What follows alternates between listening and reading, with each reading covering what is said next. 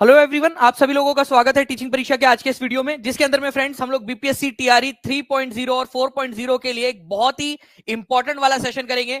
इसमें फ्रेंड्स आप लोगों का पिछले दिनों जो हेड टीचर का पेपर हुआ, बीपीएससी हेड टीचर का पेपर, इसके सभी 75 क्वेश्चन जो आप लोगों के जीएस वाले थे उनको हम लोग सॉल्व करने वाले हैं, और जो आपका बीएड वाला पेपर हुआ था उसको भी सेपरेटली सॉल्व करेंगे। मतलब पूरे के पूरे 150 क्वेश्चन जो है वो सॉल्व होंगे आपके दो अलग अलग लेक्चर में। तो अभी फिलहाल में हम लोग पूरा का पूरा जीएस करेंगे जो आपके टीआरई 3.0 और 4.0 में बहुत ज्यादा इंपॉर्टेंट है। नाउ फ्रेंड्स, एक चीज आपको बता दूं कि एग्जाम में आप लोगों के वही प्रश्न पूछे गए थे जो हम लोगों ने किए हुए क्वेश्चन से, आप लोगों के पेड क्लास में से क्वेश्चन आए थे पूरे के पूरे। मैं आपको स्क्रीनशॉट के साथ में, जीआईएफ के साथ में दिखा दूंगा, पूरी व्याख्या के साथ, कंप्लीट एक्सप्लेनेशन के साथ में हम लोग करेंगे। चाहे वो आपके जीके के क्वेश्चन हो, चाहे वो मैथ्स के क्वेश्चन हो, चाहे आपके साइंस के क्वेश्चन हो, चाहे रीजनिंग के क्वेश्चन हो, सभी क्वेश्चंस को सॉल्व किया जाएगा विद कंप्लीट एक्सप्लेनेशन। और इसके बाद में आप लोगों के लिए एक टेस्ट भी है, और वो टेस्ट कैसे आपको मिलेंगी वो भी मैं आपको बताऊंगा। लेकिन उससे पहले जितने लोग यहाँ पर में जुड़ चुके हैं फ्रेंड्स, एक बार सभी से रिक्वेस्ट करूंगा, बहुत मेहनत लगी है, सुबह तक जाग कर जो है, रात भर जो है हम लोगों ने किया, सुबह सुबह तक जो है फ्रेंड्स इसको कंप्लीट किया। अभी भी टेक्निकल इशू आया था, उसको भी सॉल्व करवाए। तो आप लोगों का एक लाइक आज तो यहाँ पर में बनता है सभी लोगों का, जल्दी से, और एक एक बार शेयर कर देंगे। एक एक बच्चा भी अगर शेयर कर देगा ना, लगेगा यार कि पूरी मेहनत जो है यहाँ पर में वसूल हो गई। बच्चे भी उतना ही प्यार करते हैं जितना हम लोग उनसे करते हैं। सभी लोग, हर एक बच्चा जो है अपनी जिम्मेदारी समझ के कम से कम एक जगह के ऊपर में शेयर कर दीजिए, ठीक है, हर एक जगह पे। चलिए नाउ फ्रेंड्स, हम लोग यहाँ पर में जो है, देखिए पहले क्वेश्चन की तरफ में हम लोग आगे बढ़े उससे पहले यहाँ पर मैं उन सभी बच्चों का शुक्रिया करना चाहूंगा जिन्होंने मेरी बात मानकर लाइक करना भी स्टार्ट कर दिया। 2000 के करीब करीब हम लोगों ने लाइक्स यहाँ पर में कर दिए हैं, ठीक है आप लोगों ने। तो पहले क्वेश्चन की तरफ में आगे बढ़ते हैं। देखिए फ्रेंड्स, प्रत्येक वर्ष विश्व रेड क्रॉस डे या रेड क्रिसेंट डे कब मनाया जाता है? रेड क्रॉस डे, विश्व रेड क्रॉस डे, ठीक है, या रेड क्रिसेंट दिवस जिसको कहते हैं आप लोग, कब मनाया जाता है? बताइए जल्दी जल्दी से। जितने लोग देख रहे हैं आंसर करते जाएंगे जल्दी जल्दी से, ठीक है। और मुझे उम्मीद है फ्रेंड्स कि आप लोगों की तरफ में जो है वो, आप लोग मोस्ट प्रोबेबली पोल भी यहाँ पर में आप लोग दे रहे होंगे, ठीक है। पोल के अंदर में भी अगर पोल आप लोगों की तरफ में आया है, ठीक है, वैसे मैं कोशिश कर रहा हूँ यहाँ पर में पोल चला जाए आप लोगों की तरफ में, ठीक है।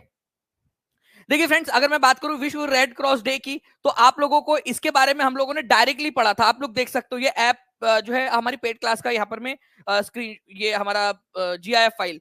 ओके, विश्व एथलेटिक्स दिवस 7 मई को मनाया जाता है आप लोगों का, और विश्व रेड क्रॉस दिवस जो है वो 8 मई को मनाया जाता है। विश्व रेड क्रॉस दिवस, दानी सर 2 मिनट के लिए रुकेंगे क्या बस, ठीक है। देखिए विश्व रेड क्रॉस दिवस जो है आप लोगों का मनाया जाता है 8 मई को, ठीक है। तो 7 मई को विश्व एथलेटिक दिवस, ठीक है, और विश्व रेड क्रॉस दिवस 8 मई को मनाया जाता है आप लोगों का। डायरेक्टली आप लोगों का पेड क्लास का क्वेश्चन, ठीक है, ये कल आया आप लोगों के एग्जाम के अंदर में। नाउ फ्रेंड, नेक्स्ट क्वेश्चन की तरफ में आगे बढ़ते हैं। निम्नलिखित में से कौन सा वाला कथन सही है, ये चुनना है आप लोगों ने, ठीक है। बताइए जल्दी से इस पर्टिकुलर क्वेश्चन का आंसर क्या होगा। केवल 57% बच्चों ने आंसर किया था, ठीक है। मुझे उम्मीद है कि जो बच्चों ने रिवीजन किया होगा फ्रेंड्स क्लास के अंदर में, वो लोग तो बहुत आसानी से इस क्वेश्चन का आंसर कर पा रहे होंगे, ठीक है। अभी भी कह रहा हूं आप लोगों को, जो बच्चे अपनी सफलता सुनिश्चित करना चाहते हैं टीचिंग परीक्षा के साथ में जुड़ सकते हैं। लाला लाजपत राय भारतीय राष्ट्रीय कांग्रेस के अध्यक्ष कभी भी नहीं चुने गए थे, ये बोल रहा है यहाँ पर में। दूसरी बात, ठीक है, महात्मा गांधी का जन्म गांधीनगर में हुआ था, भगत सिंह ने फॉरवर्ड ब्लॉक गठित किया था। अरे मेरे लाल, मेरे हरे, मेरे नीलो, फॉरवर्ड ब्लॉक किसने गठित किया था? कितने बार बताया हो तुम लोगों को मैंने? सुभाष चंद्र बोस ने गठित किया था, सुभाष चंद्र बोस ने, बहुत सारे बार बता चुका हूं आप लोगों को, ठीक है। 1939 के अंदर में इन्होंने गठित किया था जब कांग्रेस से इस्तीफा दिया था उन्होंने। तो ये तो डायरेक्टली एलिमिनेट हो गया आप लोगों का, ठीक है। तो आपका जहां जहां पर में भी 3 दिया हुआ है, ठीक है, आप लोगों से क्या बोला है, कौन सा वाला सही है? ये तो सही बिल्कुल भी नहीं है, ठीक है। लाला लाजपत राय कभी भी अध्यक्ष नहीं चुने गए, नहीं चुने गए क्या आप लोगों का? आप लोगों को दिखाऊं मैं यहाँ पर में लाला लाजपत राय। तो 1920 के आईएनसी के विशेष सत्र की अध्यक्षता किसने की थी? लाला लाजपत राय ने की थी। ये देखिए दारी सर आपको पढ़ाते हुए, तो विशेष सत्र था सितंबर, कलकत्ता के अंदर में ये सेशन हुआ था, डायरेक्टली आप लोगों को पढ़ाते हुए, ठीक है। आप यहाँ देख सकते हो डायरेक्टली क्वेश्चन आप, ठीक है। 1920 के सितंबर के जो कलकत्ता में अधिवेशन हुआ था विशेष सत्र, उसकी अध्यक्षता किसने की थी? तो लाला लाजपत राय ने की थी। आप लोग देख सकते हो लाला लाजपत राय ने, ठीक है। तो ये क्वेश्चन आप लोगों का यहाँ पर मिल गया आप लोगों को। तो ये पॉइंट सही नहीं है आपका, नहीं की बोला है उन्होंने, तो पहला वाला गलत है, तीसरा वाला भी गलत है आपका। तो जहां जहां 1 दिया है उसको भी काट दो, ठीक है। तो या तो नन ऑफ दी अबव होगा, या तो फिर 2 होगा आपका। महात्मा गांधी का जन्म जो है आप लोगों का ये हुआ था, बोल रहे हैं यहाँ पर में, ठीक है। महात्मा गांधी का जो जन्म है वो बोल रहे हैं आप लोगों का कि गांधीनगर के अंदर में हुआ था। क्या महात्मा गांधी का जन्म जो है वो गांधीनगर के अंदर में हुआ था? जल्दी से बता देंगे आप सभी लोग, जितने भी लोग देख रहे हैं, ठीक है, जल्दी जल्दी से बताइए। आंसर क्या होगा इस पर्टिकुलर क्वेश्चन का? ठीक है, तो आप लोगों ने जो है फ्रेंड्स आंसर लगाने यहाँ पर मैं स्टार्ट भी कर दिया मैक्सिमम लोगों ने। तो आंसर यहाँ पर में हो जाएगा आपका ऑप्शन नंबर 2, गांधीनगर के अंदर में गांधी जी का जन्म जो है वो हुआ था आपका 2 अक्टूबर को। जल्दी से ईयर बताइए आप लोग, 18 कितना था? तो 1869 के अंदर में गांधी जी का जन्म हुआ था। ठीक है, 2 अक्टूबर 1869 को। ठीक है, तो गांधी जी का जन्म गांधीनगर के अंदर में हुआ था या पोरबंदर के अंदर में हुआ था, ये आप लोगों ने बताना है। ठीक है, गांधी जी का जन्म, ठीक है जल्दी बताइए, गांधी जी का जन्म गांधीनगर में हुआ था या पोरबंदर में हुआ था?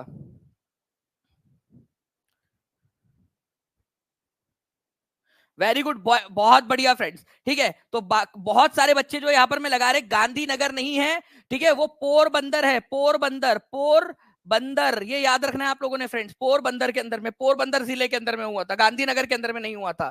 तो आंसर आप लोगों का क्या होगा यहाँ पर में 1, आप लोगों का 2 को भी एलिमिनेट करेंगे आप लोग, तो आंसर आप लोगों का ऑप्शन नंबर ई हो जाएगा, नन ऑफ दी अबव। ठीक है, इस तरीके से आप लोगों ने लगाना था इस पर्टिकुलर क्वेश्चन को। तो आंसर क्या होगा आप लोगों का? आंसर आप लोगों का होगा ऑप्शन नंबर 5 या ऑप्शन नंबर जो ई है आप लोगों का, none of the above, Porbandar के अंदर में हुआ था। तो गांधीनगर नहीं, पोरबंदर आप लोग जो है आंसर लगाएंगे। तो जितने बच्चों ने यहां पर मैं आंसर लगाया था बी, ठीक है, उनका गलत है, E is the correct answer, Porbandar. Okay, और तारीख क्या है आपकी ये लिख देंगे सभी लोग, 2 अक्टूबर 1869 के अंदर में। ठीक है, 1969 के अंदर में, तुम्हारे पापा मम्मी की उम्र के है क्या गांधी जी? 1869। ओके, तो E is the correct answer, यहां पर मैं आप देख सकते हो आंसर ई हो जाएगा। नेक्स्ट क्वेश्चन की तरफ में हम लोग आगे बढ़ते हैं फ्रेंड्स। ठीक है, आप लोग देख लीजिए, नेशनल हेराल्ड आप लोगों से पूछा जाएगा नेक्स्ट बार में, नेशनल हेराल्ड जो है आप लोगों को किसने शुरू किया था? पंडित जवाहरलाल नेहरू ने। अगले बार के लिए क्वेश्चन को इंपॉर्टेंट है, सुभाष चंद्र बोस फॉरवर्ड नाम का एक अखबार निकाला था और फॉरवर्ड ब्लॉक नाम से जो है उन्होंने स्टार्ट भी किया था। नेक्स्ट, लाला लाजपत राय जो है 1920 के कांग्रेस अधिवेशन के अध्यक्ष थे। Okay, now right to education act 2009 कब अस्तित्व में आया था, कब फोर्स में आया था? सारे के सारे बच्चे जो है फ्रेंड्स यहाँ पर मैं लाइक कर देंगे, तब मजा आएगा आप लोगों का। इतना बढ़िया सेशन, पूरा का पूरा एक्सप्लेनेशन के साथ में। ठीक है, पूरा का पूरा एक्सप्लेनेशन के साथ में आप लोगों का। तबीयत ठीक नहीं लग रही है सर आपकी, रंजना जी देखिए तबीयत ठीक है, बट एक्चुअली कल रात भर आप लोगों के लिए काम किया है, सुबह सुबह 7 बजे जाकर सोए, फिर सुबह उठ के वापस से आ गए, थोड़े देर सो गए, और फिर कंटिन्यूअस काम कर रहे हैं, इस वजह से गला बैठ गया, आवाज बैठ गई है। और इसलिए मैं चाहता हूं कि जब हम अपने तरफ से पूरा प्यार अपने बच्चों को दिखा रहे हैं, तो हर एक बच्चा जो है अपनी जिम्मेदारी निभाए। जब हमने पूरी नींद अपनी कुर्बान कर दी आप लोगों के इस सेशन के लिए, ताकि आपको ये सारे क्वेश्चन याद करवा सके, तो एक एक बच्चे ने अपना यहाँ पर में प्रतिसाद देना चाहिए। एक एक बच्चे ने एक एक जगह पे भी अगर शेयर कर दिया फ्रेंड, तो मुझे लगेगा कि मेरी मेहनत सफल हो गई। राइट टू एजुकेशन एक्ट 2009 कब अस्तित्व में आया था आपका? तो ये आप लोगों का 1 अप्रैल 2010 को अस्तित्व में आया था, ये याद रखना है आप सभी लोगों ने, इंपॉर्टेंट वाला पॉइंट है आप लोगों का। ठीक है जी, सर ये क्वेश्चन भी पढ़ाए थे आप पेड बैच में, बिल्कुल किरण सिन्हा जी बिल्कुल सही कह रहे हो आप, क्वेश्चंस आपको करवाए हुए हैं आप लोगों के। आर्टिकल नंबर 21A आप लोगों का, ठीक है, आर्टिकल नंबर 21A जो है ये आपका ऐड किया गया था 86वें संविधान संशोधन के जरिए। ये क्वेश्चन लिखो सभी लोग, ये क्वेश्चन अगली एग्जाम के लिए इंपॉर्टेंट है, अभी से बता रहा हूं आप लोगों को। ठीक है, 86वें संविधान संशोधन 2002 के जरिए 21A ऐड किया गया था। कौन से संविधान संशोधन के जरिए? 86वें संविधान संशोधन के जरिए। इसमें यह बोला गया था कि एक कानून बनाएंगे, और हमने कानून बनाया आपका 2009 में। ठीक है, आरटीई अधिनियम 2009, जिसको लागू किया 1 अप्रैल 2010 को। देखिए, पहले 21A ऐड किया 2002 के अंदर में, ठीक है, फिर उसके जरिए कानून बनाया 2009 के अंदर में, और इसको लागू किया 1 अप्रैल 2010 को। लागू कब किया, ये वाला क्वेश्चन था आप लोगों का। तो आंसर आपका हो जाएगा जो है यहाँ पर में ऑप्शन नंबर ए। ठीक है, तो इसको याद रखना था आप लोगों ने। नाउ अब देखिए friends, the most important question, और मुझे ये क्वेश्चन बहुत पसंद आया। ठीक है, मुझे पर्सनली ये क्वेश्चन बहुत पसंद आया एग्जाम का। ठीक है, ओके,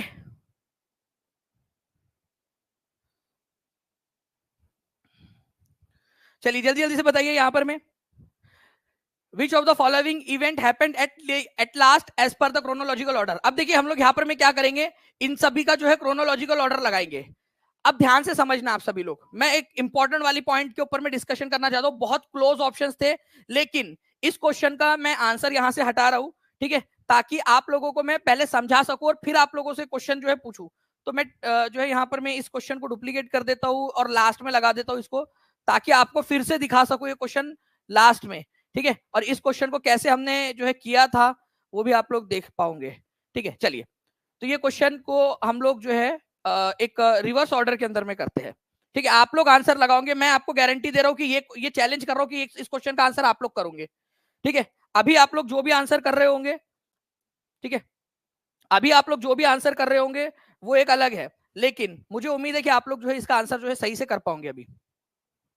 चलिए, अब देखिए फ्रेंड्स, यहां पर मैं अगर मैं बात करूं तो भगत सिंह, सुखदेव और राजगुरु को किस तारीख को फांसी दी गई थी?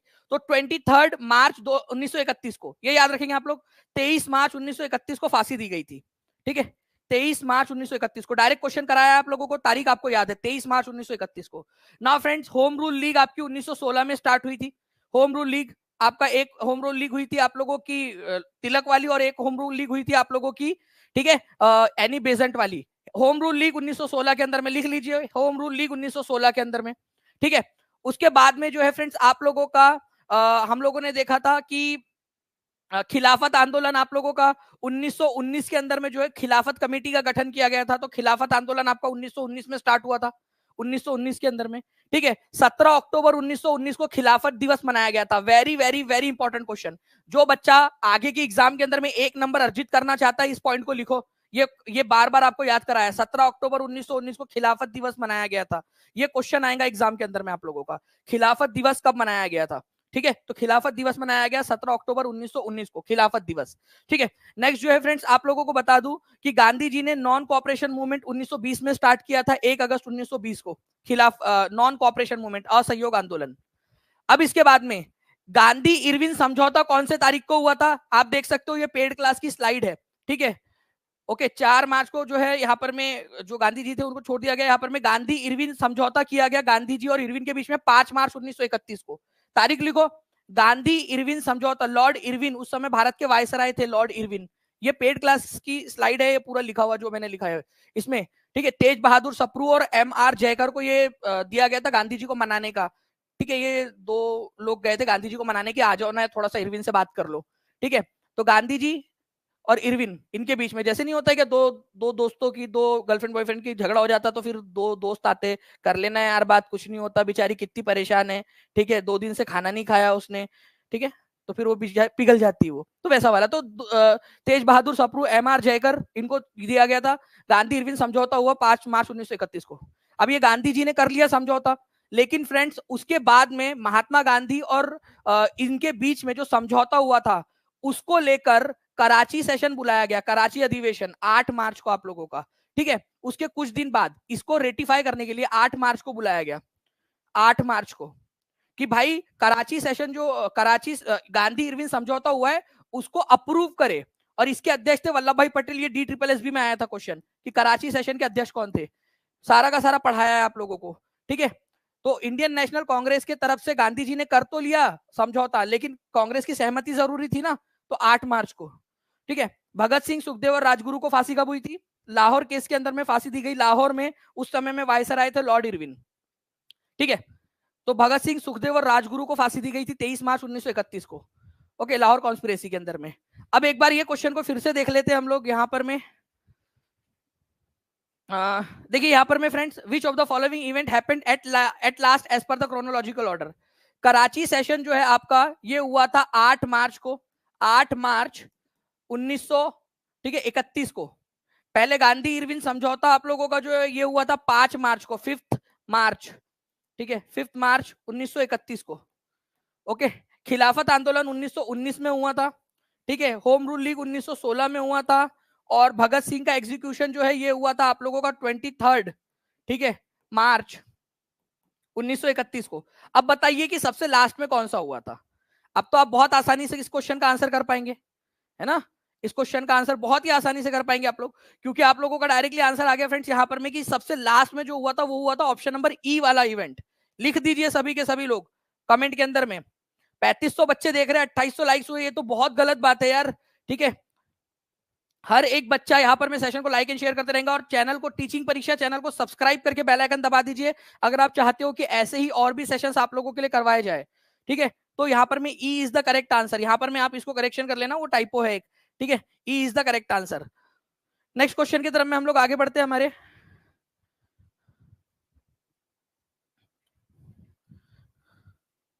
देखिए friends, after Poona pact of 1932 Harijan Sevak Sangh was establish, its president was, देखिए पूना पैक्ट हुआ था, उसके बाद में 1932 में हरिजन सेवक संघ की स्थापना किसने की थी, ये क्वेश्चन आया था बीपीएससी में। हरिजन सेवक संघ की स्थापना की थी फ्रेंड्स, ठीक है, गांधी जी ने, ठीक है, गांधी जी जो थे उन्होंने इसकी स्थापना की। लेकिन इसके पहले अध्यक्ष कौन थे, इसके प्रेसिडेंट कौन थे, संस्थापक अध्यक्ष, तो ये थे फ्रेंड्स आप लोगों के, ठीक है, घनश्याम दास बिड़ला जी, ठीक है, तो घनश्याम दास बिड़ला जी थे उसके प्रेसिडेंट, पहले प्रेसिडेंट। तो यहाँ पर मैं घनश्याम दास बिड़ला तो दिया ही नहीं है, तो यहाँ पर अच्छा यहाँ लास्ट में दिया हुआ है आपका ऑप्शन नंबर ई में घनश्याम दास बिड़ला जी। तो घनश्याम दास बिड़ला जी यहाँ पर में देखिए ऑप्शन भी कहीं पे none of the above, more than of the above, कहीं पे पांचों ऑप्शन दे दिए गए, मतलब उल्टा पुल्टा दिया है पूरा का पूरा इन्होंने। तो घनश्याम दास बिड़ला जी जो है इसके अध्यक्ष थे। अमृतलाल ठक्कर जो है इसके सेक्रेटरी थे, ठीक है, सेक्रेटरी थे, पहले सेक्रेटरी, और ये इसके पहले प्रेसिडेंट थे, प्रेसिडेंट, ये याद रखना है आप लोगों ने, ठीक है। हरिजन सेवक संघ के 1932 में गांधी जी ने इसको स्टार्ट किया था, हरिजन सेवक संघ, घनश्याम दास बिड़ला, डायरेक्टली याद रखिए, महात्मा गांधी अध्यक्ष नहीं थे, महात्मा गांधी संस्थापक थे, अध्यक्ष कौन थे यहाँ पर में, ठीक है, ठीक है, ये याद रखना है आप लोगों ने, घनश्याम दास बिड़ला जी थे। तो E is the correct answer आप लोगों का, हरिजन सेवक संघ, ठीक है, इसकी स्थापना गांधी जी ने की थी, ये याद रखेंगे आप लोग। और किंग्सवे कैंप दिल्ली के अंदर में आज इसका हेडक्वार्टर है, ये याद रखना है आप लोगों ने इसका। अच्छा ये देखिए आप लोगों को यहाँ पर मैं बताया भी था मैंने पढ़ाते समय कि इसके पहले प्रेसिडेंट घनश्याम दास बिड़ला जी थे और इसके सेक्रेटरी थे अमृतलाल ठक्कर। यहाँ पर मैं डायरेक्टली आपको बताया था कि इसके पहले अध्यक्ष घनश्याम दास बिड़ला जी थे, ठीक है, तो ये सब पढ़ाया हुआ है आप लोगों का। नाउ फ्रेंड्स एक और क्वेश्चन देखते हैं, 1946 में गठित अंतरिम सरकार में जगजीवन राम को कौन सा विभाग दिया गया था, क्या कहा था मैंने, ट्रिक याद आ रही है क्या बच्चों को, आपको पढ़ाते समय एक बात बोला था मैंने, भाई बाबू जगजीवन राम का नाम सुनते ही अपने को जो नहीं क्या बाबूजी, ठीक है, वो जो है एकदम मजदूरों वाली फीलिंग आती है। वैसे मैं बहुत रिस्पेक्ट करता हूँ जगजीवन राम जी की, लेकिन फिर भी एक ठीक है कि भाई जगजीवन राम, ठीक है, एक श्रम वाला कि एक मजदूर वाला या लेबरस काम करते होंगे, बहुत मेहनती इंसान होगा, ठीक है, अपने घर के लिए बहुत काम करता हूँ, तो ये बताया था कि नहीं आप लोगों को मैंने कि जैसे ही बाबू जगजीवन राम आ जाए लगा देना श्रम मंत्री, ठीक है, तो लेबर मिनिस्टर बनाया गया था इनको अंतरिम सरकार के अंदर में। डायरेक्ट क्वेश्चन आप लोगों का, लीजिए, जितने भी बच्चों ने क्लास की थी उन लोगों का फायदा हो गया, ठीक है। तो यहाँ पर मैं, और ये हेड टीचर का एग्जाम है, मतलब आप जो है प्राइमरी के अंदर में लगभग जो प्रिंसिपल वाली पोस्ट होती है उस पोस्ट के लिए एग्जाम था ये आपका। तो ये टीआरई के अंदर में वाले बच्चे उस क्वेश्चन को सॉल्व कर पा रहे हैं अब हमारे, श्रम मंत्री थे, ये याद रखना है आपने।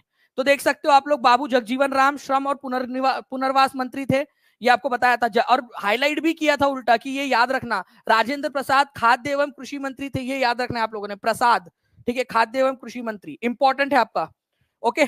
चलिए, तो ये 2 पॉइंट बहुत इंपॉर्टेंट है, इसको याद रखिए आप सभी लोग। अच्छा, वित्त मंत्री पूछा है आप लोगों से एक जगह पे, और ठीक है, यहां पर में वित्त मंत्री तो जॉन मथाई, इसको भी याद रख लीजिए आप लोग, वित्त मंत्री कौन थे, ठीक है।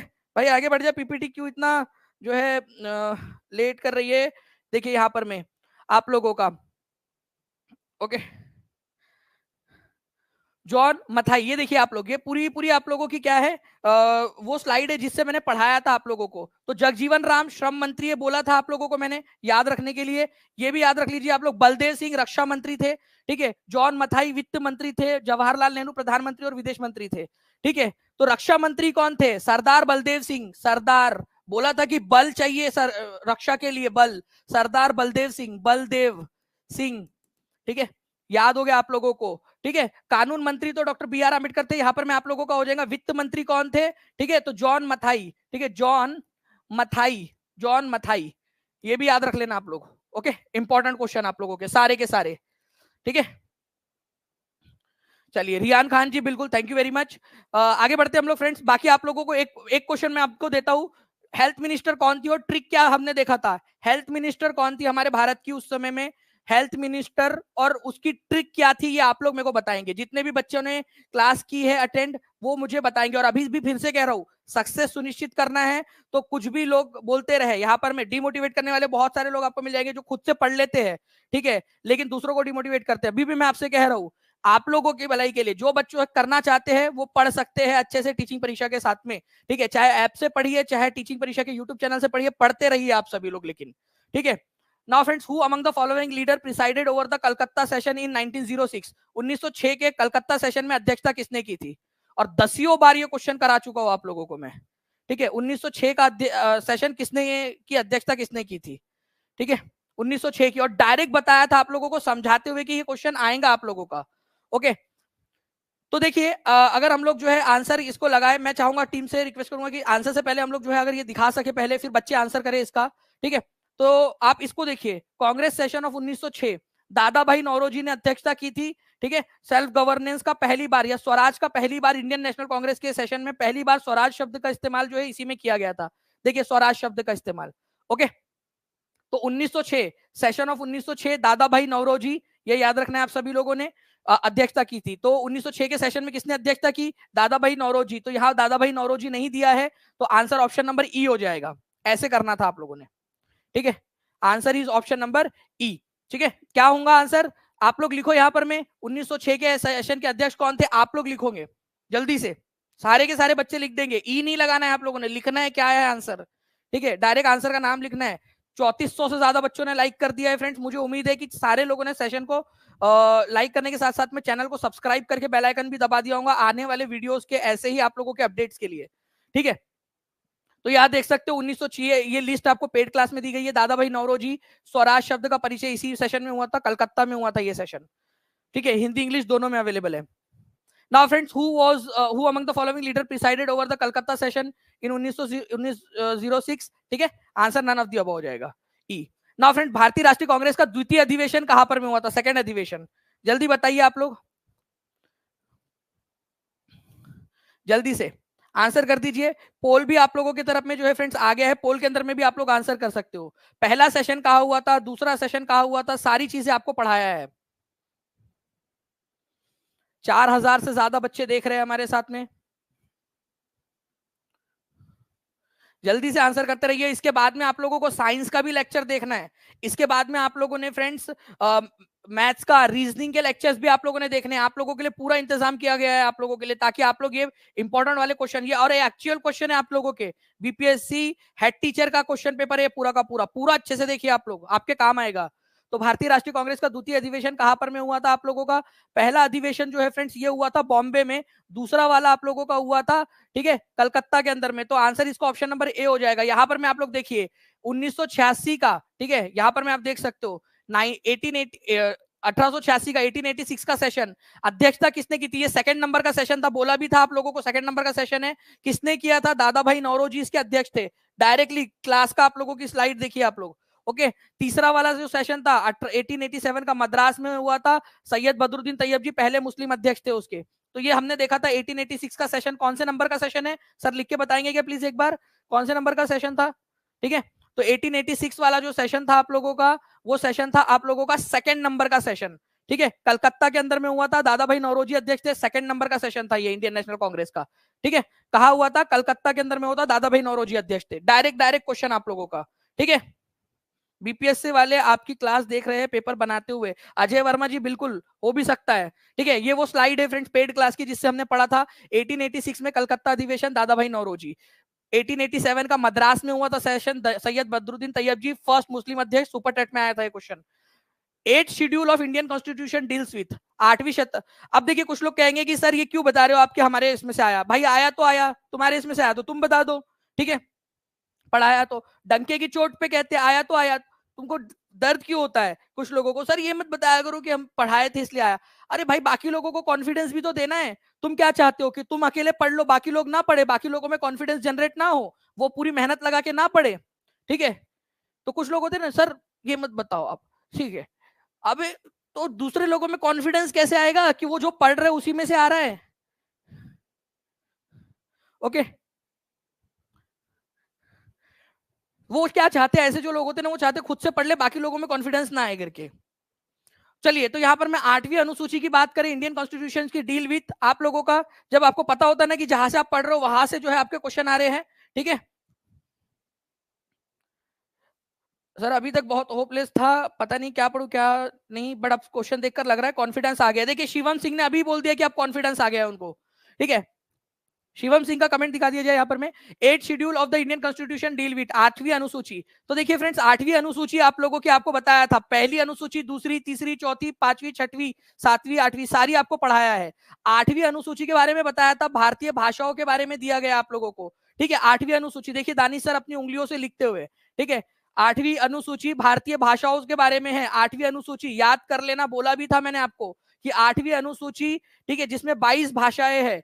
8th अनुसूची, 8वीं अनुसूची, देखिए आप लोगों से बोला भी है कि 9वीं अनुसूची जो है आप लोगों की किस बारे में है, 10वीं, 9वीं, ठीक है, 10वीं, 11वीं, 12वीं वो भी पढ़ाया है। 12 अनुसूची अब पूरी की पूरी आप लोगों को। ओके, तो 8वीं अनुसूची आपकी लैंग्वेजेस, कितनी भाषाएं हैं, भाषाएं कितनी है, भारतीय भाषाओं के बारे में जानकारी दी गई है। जल्दी बताइए आप लोग, आंसर कितना हो जाएगा आप लोगों का? आंसर हो जाएगा आप लोगों का, ठीक है, 22 भाषाएं हैं इसके अंदर में। Direct question. ऑफिशियल जो है लैंग्वेजेस की आधिकारिक भाषाओं का उल्लेख कौन सी वाली अनुसूची में किया गया? ये क्वेश्चन देखिए, ये पढ़ा था हमने स्लाइड। बी ऑप्शन को मैंने यहाँ काट भी दिया था, आपका 2 बार आ गया था। तो 8th शेड्यूल, 8वीं अनुसूची के अंदर में दिया था। ठीक है, 22 भाषाओं का उल्लेख। ठीक है, कौन कौन सी 22 भाषाएं है पूरी लिस्ट आप लोग देख सकते हो। ठीक है, पूरी की पूरी 22 भाषाएं आप लोग यहाँ पर में देख सकते हो। चलिए नेक्स्ट क्वेश्चन की तरफ में आगे बढ़ते हैं friends. Saurology is the study of, saurology कौन सी स्टडी है? जल्दी से बताएंगे आप लोग, सूरोलॉजी किसकी स्टडी है? जल्दी जल्दी से आंसर करिए। सूरोलॉजी इज द स्टडी ऑफ। मैं आप लोगों को कुछ इंपॉर्टेंट वाले फैक्ट्स बताऊंगा फ्रेंड्स, मैं और चाहूंगा कि उनके बारे में आप लोग कम से कम पढ़कर आए। ठीक है,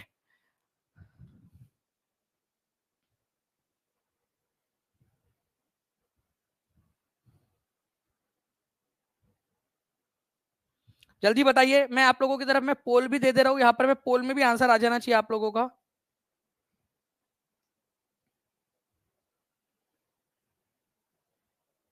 चलिए, पोल भी आप लोगों के पास में आ चुका है। Study of, saurology is the study of, किसकी स्टडी है सूरोलॉजी?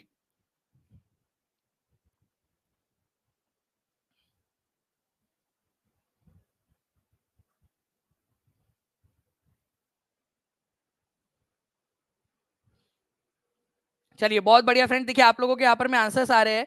मैं आप लोगों को बताना चाहूंगा कि अलग अलग जो चीजें हैं, जैसे आप लोगों की अभी क्या आप लोगों से पूछा जाएगा, ठीक है, एपिडेमियोलॉजी जो है आप लोगों की क्या होती है?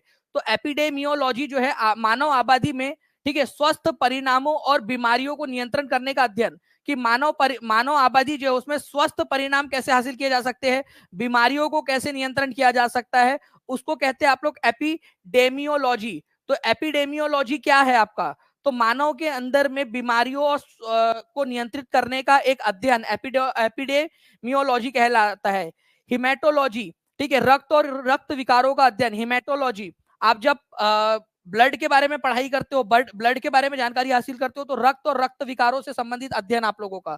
ठीक है, मैं आप लोगों को बताना चाहूंगा फ्रेंड्स यहाँ पर में कि आप लोगों के लिए ये जो पूरा का पूरा पेपर है, ठीक है, पूरा का पूरा पेपर टेस्ट के फॉर्मेट में आप लोगों के क्लास के अंदर में डाल दिया जाएगा ऐप के ऊपर में। ठीक है, जितने भी कोर्सेस है उन सभी कोर्सेस के अंदर में आप लोगों को ये मिल जाएगा।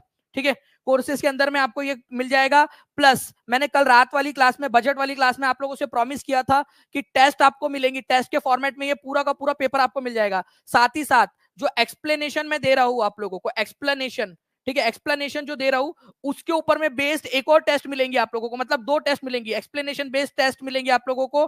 ठीक है, फॉर प्रैक्टिस, ताकि आपने ठीक से ये सारे के सारे जो क्वेश्चन है इसको पढ़ा या नहीं ये याद, ये आपको करने के लिए अब मैं जो एक्सप्लेनेशन दे रहा हूं उसमें से कोई भी क्वेश्चन मैं डालूंगा उसके अंदर में, टेस्ट के अंदर में आप लोगों की, जो शाम में टेस्ट होने वाली है आप लोगों की। ठीक है, 8 बजे। ऑन्टोलॉजी, प्रकृति और अस्तित्व के संबंधों का अध्ययन, ऑन्टोलॉजी कहलाता है आप लोगों का। ठीक है, और सौरोलॉजी जो है छिपकलियों का अध्ययन कहलाता है आप लोगों का। ठीक है, ये भी याद रखना था आप लोगों ने, तो इंपॉर्टेंट है, एग्जाम के अंदर में आप लोगों से पूछ सकते हैं, तो प्लीज याद रखिए आप लोग यहां पर में। ठीक है, इसके अलावा जो है फ्रेंड्स हम लोगों ने देख लिया कि सौरोलॉजी जो है is the study of lizard, या छिपकलियों का जो अध्ययन होता है ना आप लोगों का, उसको कहते हैं। ओके, बैट्स का जो अध्ययन होता है उसको क्या कहते हैं? चिरप्टोरोलॉजी। ठीक है, चिरेप्टोरोलॉजी, ठीक है, चिरेप्टोरोलॉजी, ठीक है, कहा जाता है इसको। बैट्स का जो चमगादड़ होती है उसके अध्ययन को चिरेप्टोरोलॉजी कहा जाता है, ये याद रखना है आप लोगों ने, चिरेप्टोरोलॉजी। ओके, लिजार्ड का कहा जाता है आप लोगों का सौरोलॉजी। ये कुछ इंपॉर्टेंट वाले पॉइंट्स हैं। और मैं आप लोगों को जो है फ्रेंड्स यहाँ पर मैं बड़े ही गर्व के साथ में बताना चाहूंगा कि ये क्वेश्चन जो है फ्रेंड्स ऑलरेडी एक एग्जाम के अंदर में आया हुआ क्वेश्चन है आपका सोरोलॉजी टीचिंग परीक्षा के ऐप के ऊपर में ये क्वेश्चंस अवेलेबल है आप लोगों के, अगर ध्यान से देखोगे आप लोग, ठीक है। मैं आपको बताना चाहूंगा, मैं जब कल हम लोग यहाँ पर मैं इसको स्टडी कर रहे थे, हम लोग निकाल रहे थे, ठीक है, अगर हम वो क्वेश्चन को दिखा पाए बच्चों को तो बहुत आसानी हो जाएगी बच्चों के लिए हमारे। मैं कोशिश करता हूँ कि वो क्वेश्चन मैं आपको दिखा पाऊँ, ठीक है। अपडेट होने में समय लगेगा क्योंकि काफी हैवी पीपीटी हो गई है, मैं दिखा दूंगा आप लोगों को वो question. The founder of Bihar socialist party was, Bihar socialist party के जो है फाउंडर कौन थे बताइए जल्दी से, बिहार सोशलिस्ट पार्टी के फाउंडर जल्दी जल्दी से। 4346 बच्चे देख रहे हैं, 4000 के करीब लाइक्स आप लोगों ने कर दिए हैं। मुझे उम्मीद है कि आप हर कोई बच्चा जो है फ्रेंड्स एक एक जगह पे जरूर शेयर कर दिया होगा इसको। रात भर पूरी मेहनत लगी है और आप सभी के सभी लोग एक एक करके जो है अपना अपना योगदान इसमें देते रहे। The founder of Bihar socialist party, ठीक है।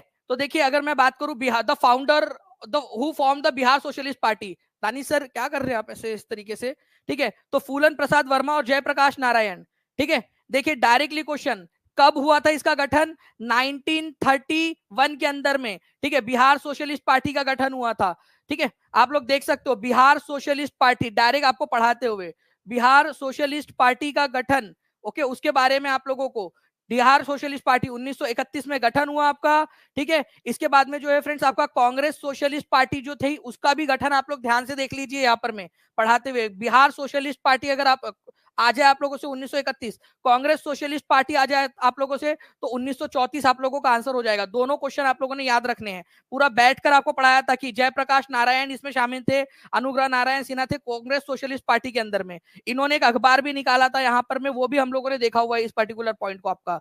तो यहाँ क्वेश्चन बिहार सोशलिस्ट पार्टी का पूछा हुआ है आप लोगों से, तो जो ऑप्शन दिए हुए हैं उनमें से जयप्रकाश नारायण हो जाएगा, ठीक है। तो यहाँ पर में फूलन प्रसाद वर्मा भी थे लेकिन ऑप्शन में नहीं दिया है आप लोगों के, तो जयप्रकाश नारायण तो दिया है कम से कम, ठीक है, जयप्रकाश नारायण दिया है ना, फूलन प्रसाद वर्मा नहीं दिया है, तो क्या हुआ, ठीक है। तो यहाँ पर में आंसर जयप्रकाश नारायण होगा इसका, डायरेक्ट क्वेश्चन जो हम लोगों ने पढ़ा हुआ है उसमें से, ठीक है। तो आप देख भी सकते हो यहाँ पर में दानिश सर आराम से सोचते हुए, आराम से धीरे धीरे पढ़ाते हुए डायरेक्टली जीआईएफ फाइल के अंदर में आप लोगों को दिख रहा है। ओके, ये देखिए आप लोग वो पूरी की पूरी स्लाइड जिससे मैंने पढ़ाया था, बिहार सोशलिस्ट पार्टी का गठन जो है आप लोगों का हुआ था, ठीक है, 1931 में, कांग्रेस सोशलिस्ट पार्टी 1934 के अंदर में। कांग्रेस सोशलिस्ट जो है पार्टी जो थी उसका जो है अखबार निकाला था उन्होंने कांग्रेस सोशलिस्ट नाम से, ठीक है, राम मनोहर लोहिया ने। तो राम मनोहर लोहिया कांग्रेस सोशलिस्ट पार्टी से जुड़े हुए थे।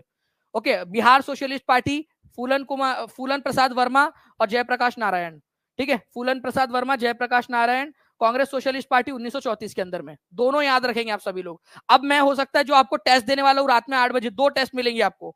एक टेस्ट मिलेंगी ये वाली टेस्ट, ठीक है, आप लोगों को टीचिंग परीक्षा ऐप के ऊपर में जितने भी पेड बच्चे उन लोगों को, सभी लोगों को, और जितने भी जो आप लोगों के इसके ऊपर में आधारित टेस्ट, ठीक है, वो भी मिलेंगी। मैंने कल जैसे कि आप लोगों से प्रॉमिस किया था, ठीक है।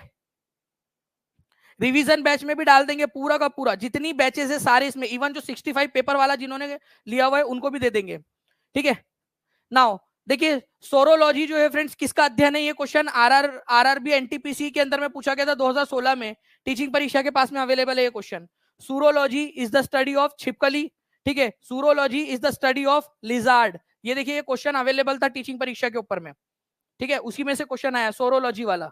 नेक्स्ट क्वेश्चन की तरफ में आगे बढ़ते हैं हम लोग, ठीक है। यहां पर में क्वेश्चन पूछा जा सकता है, निर्दिष्ट आबादी में स्वास्थ्य से संबंधित स्थितियों या घटनाओं के वितरण और निर्धारकों का अध्ययन और इस अध्ययन का स्वास्थ्य समस्याओं के नियंत्रण के लिए अनुप्रयोग क्या कहलाता है। तो आप लोगों को बताया मैंने फ्रेंड्स यहाँ पर में कि एपिडेमियोलॉजी जो है आप लोगों का ये क्या कहता है, ये आपका एक ऐसा अध्ययन है जो मानव के शरीर के ऊपर में पड़ने वाले प्रभाव और उनके रोगों को कैसे ठीक कर सकते हैं उसका अध्ययन करता है, ठीक है।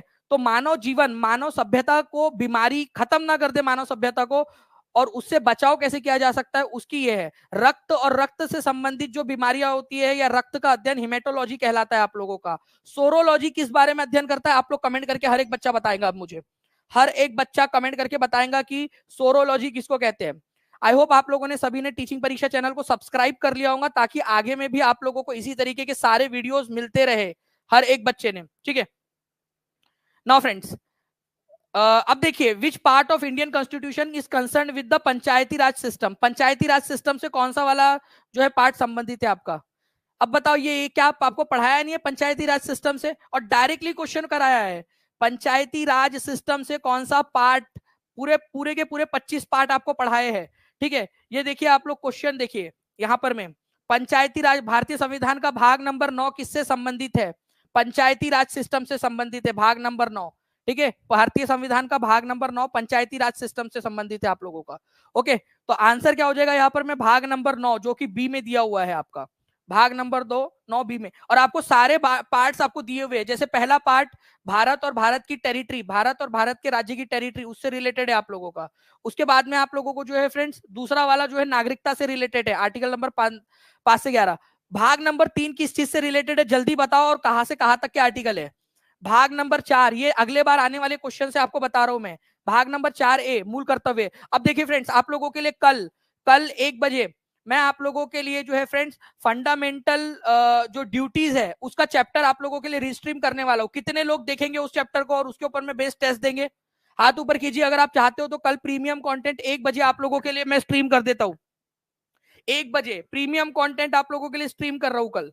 ठीक है, मैं अभी से बता रहा हूँ रिकॉर्डेड लेक्चर रहेगा, लेकिन आप लोगों के लिए बहुत ज्यादा काम का रहेगा। जितने भी बच्चे देखना चाहते हैं उसके तुरंत बाद टेस्ट लेंगे हम लोग वहां पर में, उसकी लिंक आप लोगों को प्रोवाइड की जाएंगी। जो बच्चा पूरा लाइव देखेगा उसको वहीं पे लिंक दी जाएंगी, तो वो लिंक पर क्लिक करके वो उसको कर पाएगा। अगर चाहते हो तो फंडामेंटल राइट, और ज्यादा बच्चे ने अगर उस लेक्चर को, मैं चाहूंगा सर को कि सर प्लीज उस लेक्चर को जो है वो आप डाइवर्ट कर दीजिएगा इसके बाद में उस पर। ठीक है, ताकि कल जाके बच्चे उसको लाइक कर दे। अगर 500 प्लस लाइक्स उसके ऊपर में हो जाते हैं तो मैं आपको मूल कर्तव्य के साथ में और चीजें जोड़ दूंगा उसमें। ठीक है, प्यार दोनों तरफ से होना चाहिए। मैं पहले ही बोलता हूं हमेशा, एक तरफा प्यार का कोई मतलब नहीं होता। ठीक है, पार्ट नंबर 9 जो है पंचायत आप लोगों का होता है। पार्ट नंबर 9A नगर पालिकाओं से रिलेटेड है। ओके, नेक्स्ट क्वेश्चन की तरफ में आगे बढ़ते हैं फ्रेंड। जनरल गदर या गदर पार्टी का जो एक जनरल था ये किससे रिलेटेड है? और भाई आपको बता दूं, डायरेक्टली ये क्वेश्चन हम लोगों ने करवाया हुआ है। ठीक है, मैंने आपको बोला भी था पहले कि ये उर्दू भाषा के अंदर में सबसे पहले प्रकाशित हुआ था उर्दू भाषा के अंदर में। ठीक है आपका, तो सबसे पहले जो है ये आपका कौन से इसमें जो है वो हुआ था, ये आप लोगों को बताना था। ठीक है, तो गदर जो नाम का अखबार था फ्रेंड्स आप लोगों का, ये एक वीकली जर्नल था। स्टार्टिंग के अंदर में साप्ताहिक पत्र था स्टार्टिंग में। ठीक है, डायरेक्ट आपको पढ़ाया हुआ क्वेश्चन है ये। तो लाला हरदयाल गदर पार्टी की वन ऑफ द संस्थापक, any Besant new India, Mahatma Gandhi young India, Abul Kalam आजाद अल हिलाल, ये जो है अखबार के संस्थापकों में से थे। गदर मूवमेंट के समय में गदर नाम का अखबार निकाला गया था, वीकली न्यूज़पेपर था। स्टार्टिंग में उर्दू में आता था, फिर बाद में जो है इंग्लिश और पंजाबी और पश्तून में भी निकाला गया बाद में। स्टार्टिंग में उर्दू भाषा में था ये वीकली। 300 बच्चे कम है फ्रेंड्स यहाँ पर। मैं अभी 5000 का टारगेट कंप्लीट करने से जल्दी जल्दी से सभी लोग लाइक कर देंगे, तो मुझे उम्मीद है कि हम लोग जो है हमारे जो है 5000 के टारगेट तक पहुंच जाएंगे यहाँ पर में। ठीक है, 5000 के टारगेट तक पहुंच जाएंगे हम लोग। चलिए नाउ फ्रेंड्स, यहाँ पर में हम लोग नेक्स्ट क्वेश्चन की तरफ में आगे बढ़ते हैं। मुझे लगता है कि ये क्वेश्चन ठीक से दिखाई नहीं दे रहा है, तो इसको हम लोग ने टाइप कर दिया है। देखो ठीक से दिख नहीं रहा ना आपको, तो हमने टाइप कर दिया है। विच of the following pairs of the river and it's tributary is not correct? कौन सा वाला करेक्ट नहीं है? ठीक है, छात्र हित में आपके समर्पण के लिए बहुत बहुत आभार गुरुदेव जी, बहुत बहुत शुक्रिया कॉमरेड गुलशन जी। ठीक है, और आपको भी लाल सलाम,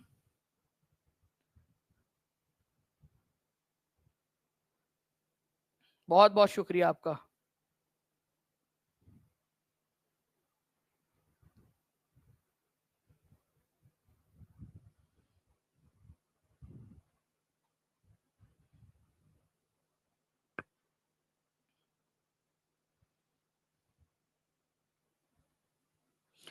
ठीक है, देखिए आप लोगों ने आई होप कि यहां पर मैं कर दिया होगा। ठीक है,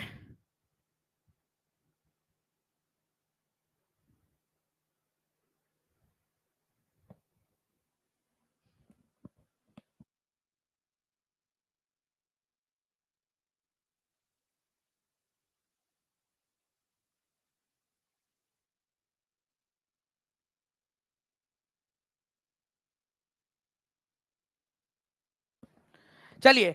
तो देखिए फ्रेंड्स, अगर मैं बात करूं आप लोगों से कौन सा वाला करेक्ट नहीं है, ये आप लोगों से पूछा गया है। ठीक है, तो कृष्णा नदी, आपको कई बार बताया है कि कृष्णा नदी जो है वो किसकी सहायक नदी है आप लोगों की? कृष्णा नदी। ठीक है, आप लोगों ने देखा हुआ है कि कृष्णा नदी आपकी भीमा भीमा भीमा जो है वो कृष्णा नदी की सहायक नदी है। ये क्वेश्चन केवीएस टीजीटी में आया था, केवीएस टीजीटी 2018 में, डायरेक्टली बता रहा हूं आपको, वहां पर में भी आया था। ठीक है, चंबल नदी यमुना में जाकर मिलती है। ठीक है, मानस नदी गोदावरी की है, तीस्ता ब्रह्मपुत्र की है, ये बोल रहा है आप लोगों से। तो कौन सा वाला आंसर हो जाएगा आपका? सी हो जाएगा यहाँ पर में आंसर, गोदावरी और मानस नदी। मानस नदी ब्रह्मपुत्र की सहायक नदी है, मानस नदी ब्रह्मपुत्र की सहायक नदी है। मैं आप लोगों से प्रॉमिस कर रहा हूं, आप लोगों को फ्रेंड्स ऐप के ऊपर में जो है पूरा का पूरा रिवर वाला 10 लेक्चर है, ठीक है, वो आप लोगों को प्रोवाइड कर दूंगा अगले 2 दिन के अंदर में। पूरे के पूरे 10 लेक्चर आप लोगों के लिए अपलोड कर दिए जाएंगे ऐप के ऊपर में।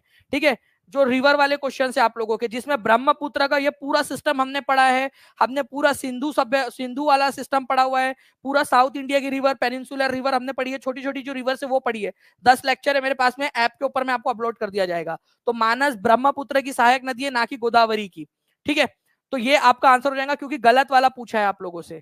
ठीक है, बाकी जो है फ्रेंड्स आप लोग यहाँ पर में देख सकते हो कि ये चेमा युंगडुंग ग्लेशियर से निकलती है हमारी कौन सी नदी? ब्रह्मपुत्र नदी। ठीक है, और चेमा युंगडुंग नदी जो है यहाँ पर में नामचा बारवा से जो है वो टर्न लेती है। ठीक है, देखो शार्प टर्न लिया उन्हें नामचा बारवा। ठीक है, यांगपा दर्रा है अरुणाचल प्रदेश में, वहां पर में एंटर करती है। यांगपा दर्रा भारत में कहां से एंटर करती है? लिखो जल्दी से सभी लोग, यांगपा दर्रे से एंटर करती है, फिर जाती है आसाम के अंदर में, यहाँ पर में उसका नाम ब्रह्मपुत्र पड़ता है। और ब्रह्मपुत्र नदी जो है फिर बाद में आगे बढ़ते हुए, ये जो तीस्ता नदी दिख रही है ना आपको, ये तीस्ता नदी है। तीस्ता नदी को कौन से अभी तीस्ता नदी करंट अफेयर में भी है। तीस्ता नदी को कौन से राज्य का जो है लाइफलाइन कहा जाता है, ये उस लेक्चर में पढ़ाया है। जो बच्चे पढ़ना चाहते हैं, मैं आपसे कहूंगा कि मैं वो लेक्चर आपके लिए डाल दूंगा और उसके ऊपर मैं बेस टेस्ट लूंगा फिर आप लोगों की पूरी की पूरी। ठीक है सर, मैं उसे डाउनलोड किया है, मनीषा गुप्ता बोल रहे। चलो अच्छी बात है मनीष जी, आप उसको जो है पूरा का पूरा अच्छे से पढ़ाई भी कर लेना फिर उसको अच्छे से आप। ओके, अगर आपने डाउनलोड किया हुआ है उसको तो ओके। तो तीस्ता नदी जो है आपकी सिक्किम की है, और यहाँ पर में आप लोग देख सकते हो सिक्किम की लाइफलाइन बाद में जाकर जो है ब्रह्मपुत्र नदी के अंदर में जाकर मिल जाती है, ब्रह्मपुत्र नदी के अंदर में तीस्ता नदी। ओके, उसके बाद में देखिए निम्नलिखित में से कौन सी नदी गंगा की सहायक नदी है? तो आपको बताया था कि तुंगभद्रा कृष्णा की सहायक नदी है, और आप देख सकते हो मानस नदी, मानस किसकी सहायक नदी है? ब्रह्मपुत्र की। ये दानिश सर ने पढ़ाया हुआ लेक्चर आपको, क्वेश्चन जिसने लेक्चर देखकर गया होगा वो पढ़ के गया होगा, पूरा पूरा अच्छे से कर पाएगा। प्रिंसिपल लेवल का, हायर टीचर लेवल का क्वेश्चन है आप लोगों का। ठीक है ओके, छात्र हित में आपके समर्पण के लिए बहुत बहुत धन्यवाद गुरुदेव जी। ठीक है, कॉमरेड गुलशन जी आपका बहुत बहुत शुक्रिया। देखिए सोन नदी, चंबल नदी यमुना की सहायक नदी है, ये उसी लेक्चर के अंदर में आपको करवाया हुआ है। चंबल नदी यमुना की सहायक नदी है, मानस नदी जो है वो ब्रह्मपुत्र की सहायक नदी है। और ये क्वेश्चन आप लोग देखिए अभी जो आपके एग्जाम में पूछा गया, कल वाले एग्जाम के अंदर में, कल हेड टीचर के एग्जाम में पूछा गया प्रश्न। ठीक है,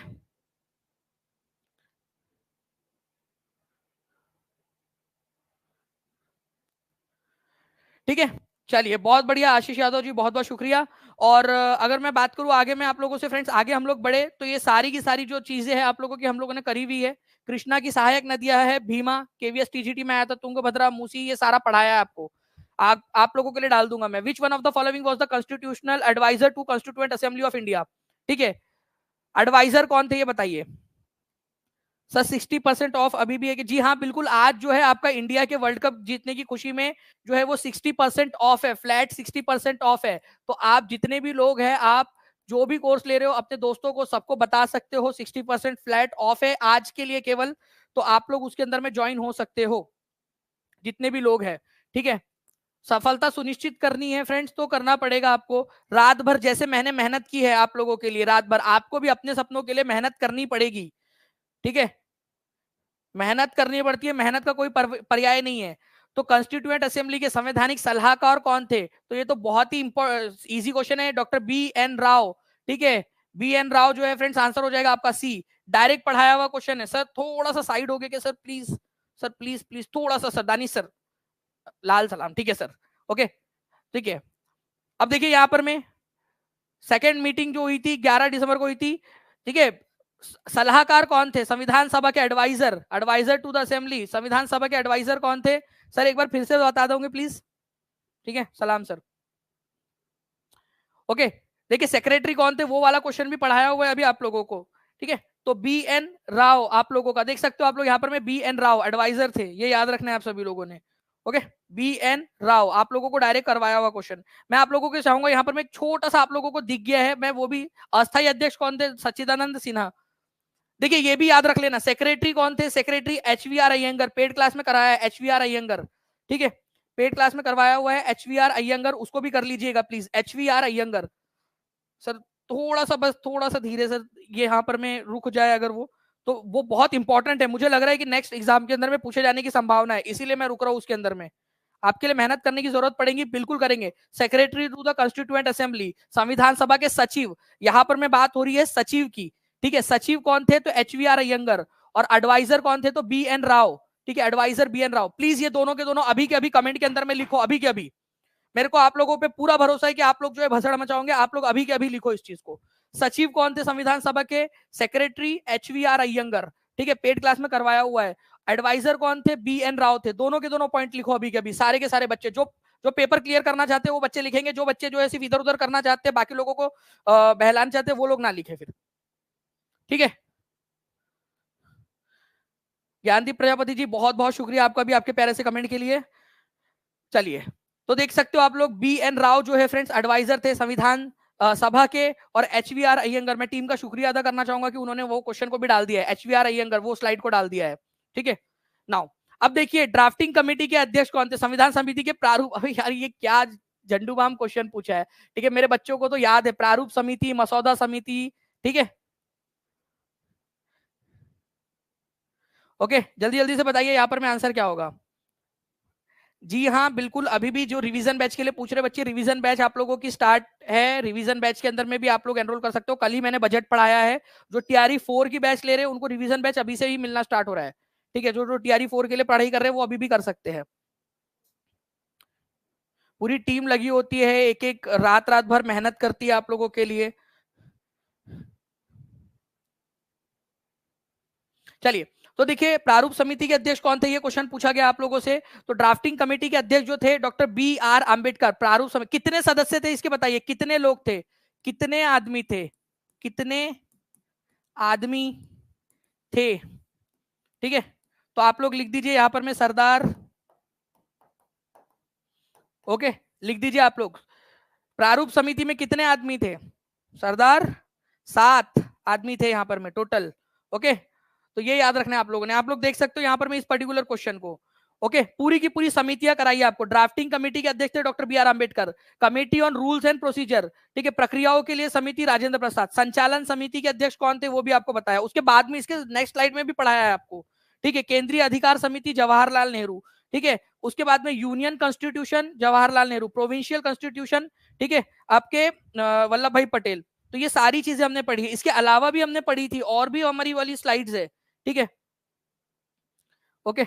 अगर आप लोग देखोगे तो इसके बाद में भी हम लोगों ने पढ़ा था जितनी भी इंपॉर्टेंट वाली स्लाइड्स, देखिए यहाँ पर में नेशनल फ्लैग के लिए राजेंद्र प्रसाद, कॉन्स्टिट्यूएंट असेंबली के फंक्शन के लिए जीवी मावलंकर, ठीक है, fundamental rights, minorities rights and tribal affairs rights जो थे उसके वल्लभ भाई पटेल, उसकी सब कमेटीज कौन कौन थी, सारा पढ़ा है हमने इसको। और अगर आप बोलोगे तो मैं फिर से बता दूंगा आप लोगों के लिए, ठीक है, एक एक करके आप लोगों को सारी की सारी चीजें पढ़ा देंगे। ये देख सकते हो आप लोग पेड क्लास की slides. Which of the following is not correctly match, कौन सा वाला करेक्टली मैच नहीं है, जल्दी जल्दी से आंसर करेंगे आप सभी के सभी लोग, कौन सा वाला करेक्टली मैच नहीं है। आप लोगों की तरफ में पोल भी आ गया है फ्रेंड्स, और एक बार जल्दी से उन 4900 से ज्यादा आप लोगों ने जो है फ्रेंड्स यहाँ पर में लाइक्स कर दिए हैं। मैं उम्मीद करता हूँ कि सारे लोग एक साथ लाइक एंड शेयर कर देंगे तो हम लोग जो है हमारा टारगेट जो है, ठीक है, उसको अचीव कर लेंगे जल्दी जल्दी से हर एक बच्चा। और जहां जहां शेयर कर सकते हो, ये उम्मीद तो कर सकता हो यार, अगर रात भर आप लोगों के लिए काम किया है, रात भर इस पेपर को बनाने में लग गया, कल ही ये पेपर हुआ है, ठीक है, प्रूफ के साथ आपको दिखा रहा हूँ, आपके मोटिवेशन को बढ़ाने के लिए, आपके कॉन्फिडेंस को बढ़ाने के लिए। तो सभी बच्चों का एक एक कर्तव्य बनता है कि हर एक जगह पे इसको शेयर कर देंगे। एक एक बच्चे ने भी शेयर कर दिया तो मैं समझ जाऊंगा कि आपने जो है इस लेक्चर की गुरु दक्षिणा दे दी है।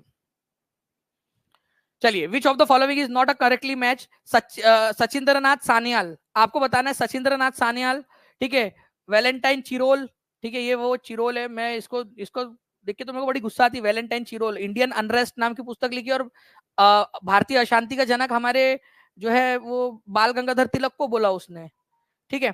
उसके बाद में बी आर आंबेडकर, मूक नायक, आपको पता ही है, बार बार हमने देखा है मूक नायक, मूक नायक वाला हम लोगों ने बार बार देखा हुआ था, ठीक है। मूक नायक वाला। उसके बाद में Abul Kalam Azad, the guilt man of India, ये आप लोग बोल रहे हैं यहाँ पर में, ठीक है। तो राम मनोहर लोहिया की है guilty man of India partition. Guilty man of India partition जो है फ्रेंड्स, ये बुक लिखी है राम मनोहर लोहिया ने। बाकी मैं आप लोगों को आंसर आपको मिल गया है। अब मैं आपको बताता हूँ, देखिए फादर ऑफ इंडियन अनरेस्ट किसने कहा था?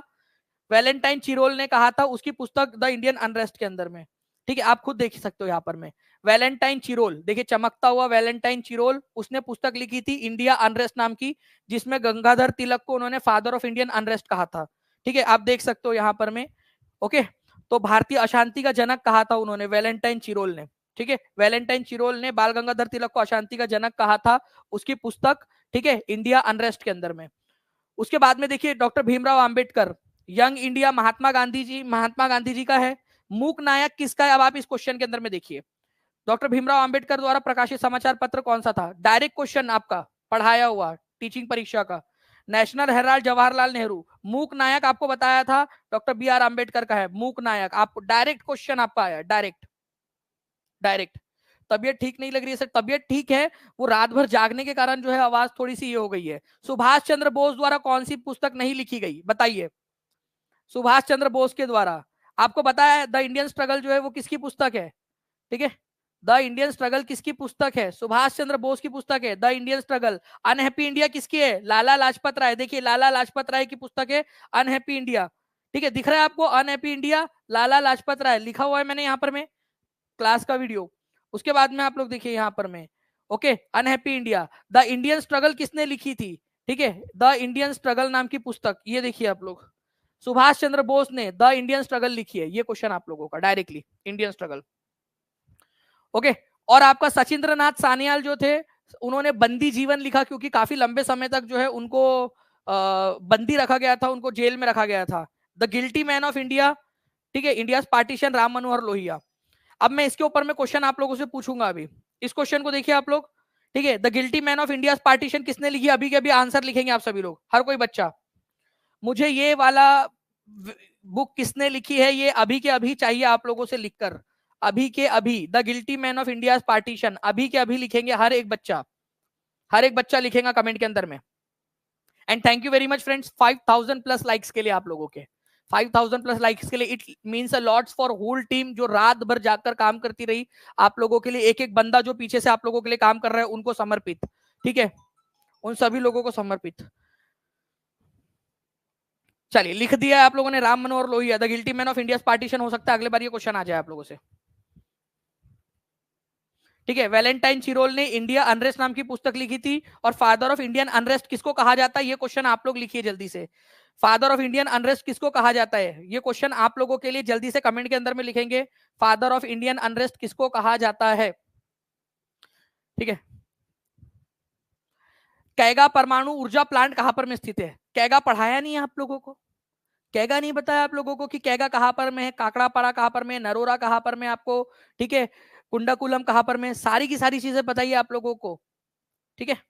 बताइए जल्दी से कैगा कहां पर में आप लोगों का, ठीक है। तो यहां पर में आप लोग देख सकते हो, ये देखिए आप लोग स्लाइड, ठीक है। काकड़ा पार ऊर्जा परमाणु संयंत्र गुजरात में, नरोरा उत्तर प्रदेश के अंदर में, कैगा आप यहां पर में खुद देखिए, कैगा आप लोगों के लिए, कैगा पढ़ाते हुए दानी सर, कैगा परमाणु ऊर्जा संयंत्र कहां पर में आप लोगों का? कैगा परमाणु ऊर्जा संयंत्र आप लोगों का कहां पर में है? कर्नाटक के अंदर में। ये देख सकते हो आप लोग इस वीडियो को, कैगा परमाणु ऊर्जा संयंत्र कर्नाटक में, कैगा और न्यूक्लियर पावर प्लांट कर्नाटक के अंदर में। कलपक्कम आपसे पूछेगा नेक्स्ट लेक्चर, आप नेक्स्ट क्वेश्चन आपसे, कलपक्कम तमिलनाडु में, काकड़ा पार जो है गुजरात के अंदर में, कैगा आप लोगों का कर्नाटक के अंदर में। राजस्थान परमाणु ऊर्जा स्टेशन राजस्थान में, तारापुर वेरी इंपॉर्टेंट, इसको नेक्स्ट इसके लिए एग्जाम के लिए याद करिए। तारापुर कहां पर में? तारापुर कहां पर में है? महाराष्ट्र के अंदर में है, ठीक है। कुंडाकुलम कहां पर में? तमिलनाडु के अंदर में। प्लीज इनको याद कर लीजिए, एटलीस्ट इन लिस्ट को याद कर लीजिए, आप सभी को बोल रहा हूं। काकड़ा पार याद कर लीजिए, इंपॉर्टेंट है आपका। कलपक्कम याद कर लीजिए, इंपॉर्टेंट है। ये पूरी की पूरी लिस्ट इंपॉर्टेंट है आपकी। कैगा वाला तो बहुत ज्यादा इंपॉर्टेंट अभी आ भी गया आप लोगों का कर्नाटक के अंदर में, ठीक है, डायरेक्टली हमारे लेक्चर में से। और ये आपका कल हुआ है क्वेश्चन, हेड टीचर का क्वेश्चन, हेड टीचर का। तो आंसर क्या होगा आप लोगों का? ऑप्शन नंबर ए, ठीक है। चलिए नेक्स्ट क्वेश्चन की तरफ मैं आगे बढ़ने से पहले पूरी लिस्ट आप लोगों को फिर से दिखा देता हूं, आप देख सकते हो यहां पर में। अच्छा, चैंपियन जो है फ्रेंड्स हम लोग बन चुके हैं, कॉन्ग्रेचुलेशन। कल रात में हम लोग जो है फ्रेंड T20 वर्ल्ड कप जीत चुके हैं, ठीक है। और इसी खुशी में आप लोगों के लिए पूरा फ्लैट आज 60% ऑफ जो है फ्रेंड्स इसको रखा गया है आप लोगों का। वर्ल्ड कप WC2024 इस कोड का इस्तेमाल करके आप लोग कर सकते हो सभी के सभी बच्चे, ताकि आज रात में 8 बजे जो टेस्ट होने वाली है इसके ऊपर में ये जो पूरा पढ़ा रहा हूँ उसकी पूरी टेस्ट आपको मिल जाएंगी ऐप के ऊपर में, वो भी आप लोग कर सके यहाँ पर में। ओके, चलिए नाउ फ्रेंड्स, आपको बताना है निम्नलिखित में से कौन सा प्रदेश कपास की खेती के लिए अत्यंत उपयुक्त है। ये मैंने पेड क्लास के अंदर में आपको बताया था, वो ट्रैप के बारे में, वो वहां डायरेक्टली आप लोगों को एक गोला भी करके बताया था मैंने, ठीक है। बीपीएससी वाले भी दानिश सर की क्लास क्वेश्चन बना रहे हैं। श्रेया कुमारी जी बिल्कुल सही बात, आप प्रूफ के साथ देखिए ना। जो लोग क्रिटिसाइज करते हैं मैं उनको बता रहा हूं, ठीक है। अगर है हिम्मत तो फिर करके दिखाइए, ठीक है। अगर है हिम्मत तो प्रूफ दिखाइए, पूरा का पूरा एक एक क्वेश्चन का प्रूफ दिखा रहा हूं। ऐसा भी नहीं कि थोड़ा बहुत, डायरेक्टली प्रूफ दिखा रहा हूं। और कोई स्क्रीनशॉट नहीं, GIF दिखा रहा हूं आप लोगों को मैक्सिमम जगह पे जहां जहां पर मेरे को मिल पाई है।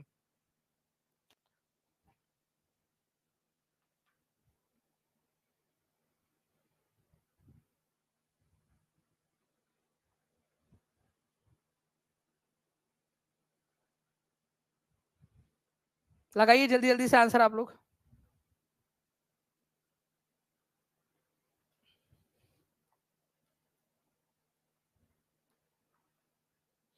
ओके, तो देखिए फ्रेंड्स, दक्कन ट्रैप जो है आप लोगों का, ये याद रखना है आप लोगों ने, सबसे ज्यादा जो है कॉटन के उसके लिए आप लोगों का प्रसिद्ध है, कॉटन के इसके लिए। देखो दक्कन ट्रैप होता कहाँ है आप लोगों का, ये है दक्कन का इलाका आप लोगों का, दक्कन का इलाका। और यहाँ पर में जो है वो है आपका दक्कन ट्रैप, दक्कन ट्रैप इसको बोलते हैं। और सबसे ज्यादा जो है आप लोगों का कपास की खेती के लिए यही सबसे उपयुक्त वाली आप लोगों की क्या है, ठीक है। सबसे उपरयुक्त जिसको आप लोग कह सकते हो वो आप लोगों की जमीन होती है या मिट्टी होती है आप लोगों की, ठीक है। चलिए now friends, photosynthesis become faster in, photosynthesis जो है सबसे ज्यादा फास्ट किस में हो जाता है। टीम प्लीज मुझे एक बार बता देंगे कि क्या जो है स्लाइड्स के अंदर में कुछ एरर है, स्लाइड्स यहाँ पर में लोड नहीं हो रही है, ऐसा कुछ है, एक बार बता दीजिएगा प्लीज। नहीं हो रही है, क्योंकि डक्कन ट्रैप वाला भी और ये वाला क्वेश्चन भी मेरे तरफ में लोड हुआ नहीं है अभी।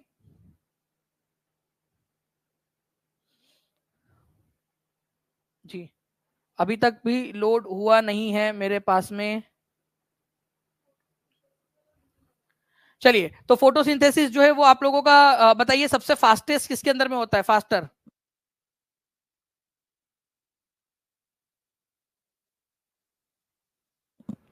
चलिए, तो फोटोसिंथेसिस जो है फ्रेंड सबसे फास्टेस्ट किस में होता है, मैंने आपको बताया था कि रेड से फिर ब्लू के अंदर में, तो रेड में सबसे ज्यादा फास्टेस्ट होता है आपका फोटोसिंथेसिस। ये आप लोगों को जो है फ्रेंड्स, आप लोगों के फोटोसिंथेसिस और ये जो सारे क्वेश्चन है आप लोगों को कुलदीप सर भी कराएंगे। आई थिंक पीपीटी के अंदर में कुछ एरर आया हुआ है आप लोगों का, इसके बाद वाली जो है यहाँ पर मैं आप देख सकते हो ये क्वेश्चन आया है आप लोगों का, क्लोरोफिल सूर्य के प्रकाश के तरंग दैर्घ्य को वो करती है। आपको बताया था कि जो है आपका रेड से ब्लू के तरफ में जो है वो होता है आप लोगों का, रेड से ब्लू के तरफ में, ठीक है। 68वें बीपीएससी का क्वेश्चन था, तो सबसे ज्यादा रेड के अंदर में होती है, रेड से ब्लू के तरफ में प्रकाश इसकी कलर। तो फोटोसिंथेसिस मैक्सिमम होता है आप लोगों का रेड कलर के अंदर में, पूरा बताया था आपको एक्सप्लेन करके इसको, ठीक है ना फ्रेंड। निम्नलिखित में से कौन सी नदी फतुहा के पास गंगा में मिलती है, फतुहा के पास में गंगा में मिलती है, फतुहा के पास, डायरेक्ट क्वेश्चन। और प्लीज इस क्वेश्चन को इंपॉर्टेंट मार्क करिए आप सभी लोग, मैं आपको इसका प्रूफ दिखाता हूं। ये टीचिंग परीक्षा के एप्लीकेशन के ऊपर में अवेलेबल क्वेश्चन है आप लोगों का, ठीक है। टीचिंग परीक्षा पर अवेलेबल क्वेश्चन, बताइए जल्दी जल्दी से इसका आंसर क्या होगा। प्रतीक्षा सिंह जी बहुत बहुत शुक्रिया। देखिए यहाँ पर मैं अगर मैं बात करूं आप लोगों से फ्रेंड्स कौन सी नदी है, तो आप लोगों का जो है आप लोगों की जो पुनपुन नदी है ना, यहाँ पर मैं आपकी पुनपुन नदी, ये पटना के बाद, देखिए ये स्लाइड देखिए आप लोग, ये पूरा का पूरा आपको पढ़ाया हुआ है। ये पुनपुन नदी देखिए आप लोग, ये पुनपुन नदी, ठीक है। इसकी टोटल लेंथ लगभग 200 किलोमीटर की है, ठीक है। बिहार में इसकी लेंथ 182 किलोमीटर की है। पलामू डिस्ट्रिक्ट के अंदर में इसका ओरिजिन होता है, ठीक है, चौराहा हिल में। और आप लोग देखिए ये क्वेश्चन, ठीक है, गंगा में मिलती है फतुहा में, पटना के पास फतुहा में मिलती है गंगा के अंदर में, डायरेक्ट क्वेश्चन फतुहा से। और आप लोग देखिए यहाँ पर मैं ये क्वेश्चन आप लोगों का, फतुहा में कौन सी नदी मिलती है, पनपन नदी या पुनपुन नदी जिसको बोलते हैं आप लोग, वो मिलती है आपकी, ठीक है। पनपन बोलो, पुनपुन बोलो, ठीक है, डी इज द आंसर। और डायरेक्टली यहां से आप लोगों का क्वेश्चन ये बना है, ठीक है, ये आप लोगों का, ठीक है, गंगा नदी में मिलती है, फुतुआ के पास में। अच्छा, इसके अलावा जो है आप लोगों का फ्रेंड सोन नदी के बारे में भी पूछा जा सकता है आप लोगों से आगे में जाकर। देखिए ये सोन नदी है, सोन नदी जो है आप लोगों की कहां से निकलती है, माइकल रेंज से निकलती है सोन नदी। पिछले वाले टीआरई में आया था सोन नदी के बारे में आप लोगों से, ठीक है। और यहाँ पर में गंगा के अंदर में कहा मिलती है, पटना के अंदर में मिलती है, ये भी याद रखना है आप सभी लोगों ने। ओके, तो ये भी क्वेश्चन हम लोगों ने यहाँ पर में कर लिया इस पर्टिकुलर क्वेश्चन को, तो प्लीज इसको याद रखेंगे आप सभी लोग।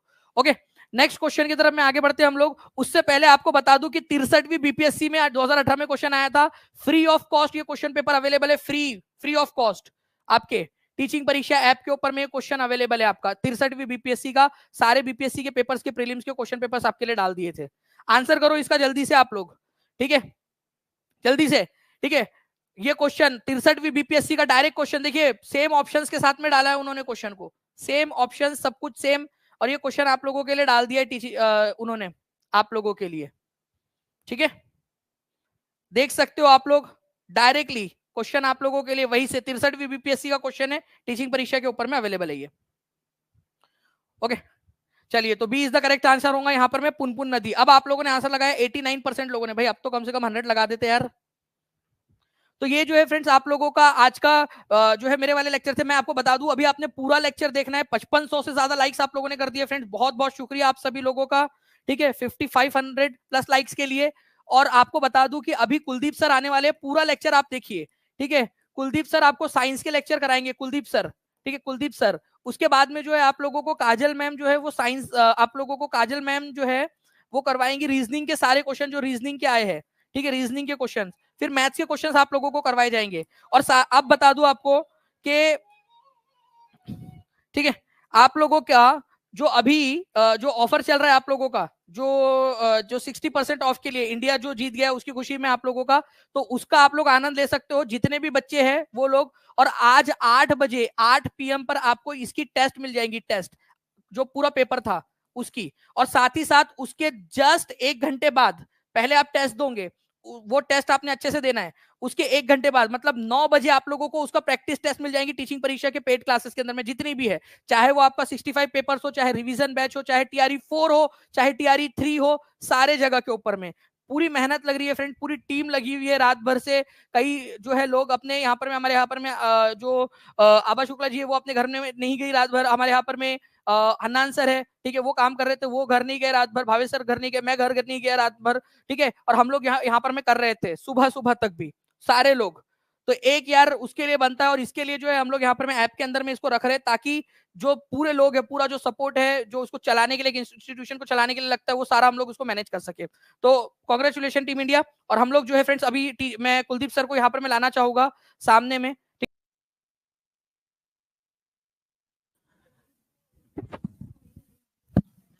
चलो दोस्तों, आप सभी का स्वागत है भाई साहब साइंस की साइंस इस शाला में, जहां पर भाई साहब आपको क्या बताओ गजब हो गया। और क्या गजब हुआ, जो हमने टीचिंग परीक्षा ने पढ़ा है जैसे कि वैसा पूरा का पूरा पेपर 90% से भी ज्यादा प्रश्न जैसे कि वैसे भाई साहब आपके बीपीएससी की हेड टीचर में वैसे के वैसे क्वेश्चन आए। और आपने तो एनालिसिस देख ही लिया, दानिश सर ने जो आपको बताया उसी तरह से अब विज्ञान को भी एक तरह से निचोड़ लेंगे कि किस तरह से उनके भी क्वेश्चन भाई साहब जैसे कि वैसे आपके साइंस में पूछे गए हैं। देखिए ये पहला क्वेश्चन था जहां पे ये पूछा गया था कि एंट स्पेशलिस्ट जो डॉक्टर साहब होते हैं वो कौन सा दर्पण का उपयोग करते हैं। अब देखिए आपको प्रूफ बताता हूं, इसके बारे में मैंने आपको क्या बताया था। आपको बताया था मैंने ये क्वेश्चन लिया था जहां पे हमने भाई साहब हमने किसके बारे में देखा था, हमने देखा था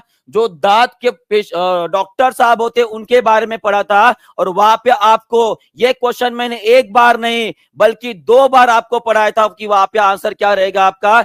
जब कभी भी आपको इमेज को बड़ा करके देखना होता है उस टाइम पे आप क्या इस्तेमाल करते हो, उस टाइम पे आप करते हो अवतल दर्पण का इस्तेमाल, माने कि कॉनकेव लेंस का इस्तेमाल करते हो। और ये क्वेश्चन भाई साहब एक बार नहीं हमने 2 बार क्वेश्चन को रिपीट किया है, बार बार पढ़ाया आपको, और वही क्वेश्चन को रिलेटेड क्वेश्चन आया है। अब जिसको ये समझ गया था कि एंट माने कि क्या होता है, जो भाई साहब आपके कान, नाक और गले के डॉक्टर होते हैं भाई साहब, वो होते हैं आपके एंट स्पेशलिस्ट। और यहाँ पे वही पूछा गया था कि एंट स्पेशलिस्ट कौन सा आपका मिरर मान की दर्पण इस्तेमाल करते हैं, और इसका आंसर क्या था आपका, वो था आपका कॉनकेव मिरर, माने कि ऑप्शन नंबर डी जो है भाई साहब आपका सही था। अब जिन जिन लोगों ने सही किया है और जिन जिन लोगों को पता है कि जिन्होंने मेरी साइंस की क्लास की है, मैंने ये क्वेश्चन को बार बार किए, क्लियर है जी। तो चलिए आगे बढ़ते, नेक्स्ट क्वेश्चन देखते हैं। देखिए next question as it is, यहां पे भी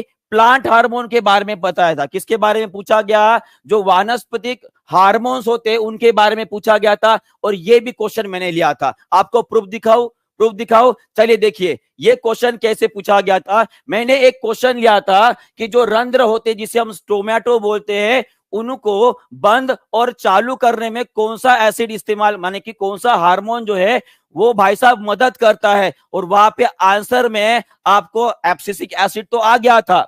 रंध्र मान की स्टोमेटा आप सभी को पता है बंद और चालू करने में वो मदद करता है। पर यहाँ पे आपको एक और बात बताई थी कि प्लांट में भाई साहब ये आपके 5 प्रकार के हार्मोन्स होते हैं, प्लांट हार्मोन जिसे बोलते हैं।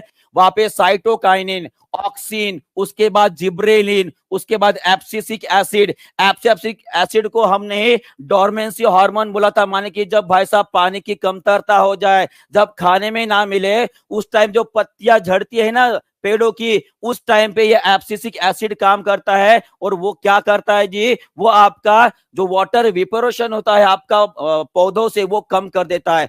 उसी तरह से साइटोकाइनिन, साइटोकाइनिन आपका भाई साहब सेल डिवीजन में, ग्रोथ में मदद करता है, ये भी हमने डिस्क्रिप्शन में देखा था। साथ में ये भी देखिए एब्सिसिक एसिड को बोला था हमने एंटी ग्रोथ हार्मोन।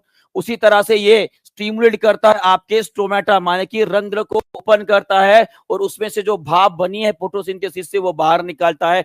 उसी तरह से एब्सिसिक एसिड का हो गया है। उसके बाद साइटोकाइनिन के बारे में पढ़ा था, वो हमने पढ़ा था कि ये भाई साहब प्लांट की जो ग्रोथ होती है ना, ग्रोथ, सेकेंडरी ग्रोथ और प्राइमरी ग्रोथ, उसके लिए रिस्पॉन्सिबल कौन होता है, आपका साइटोकाइनिन होता है।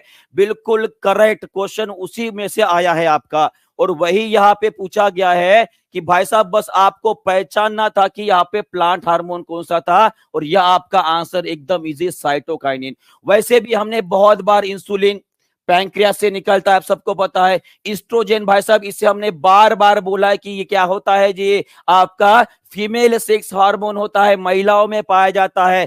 थायरोक्सिन जो आपकी थायराइड ग्रंथि जो है वो सिक्रेट करने का काम करती है। सभी चीजें हमने देखी है, सभी चीजें हमने देखी और बड़े बारीकी से उनको पढ़ा भी है। तो इसका आंसर क्या था आपका, बी ऑप्शन था, साइटोकाइनिन। ओके चलिए और क्वेश्चन दिखाता हूं आपको। चलिए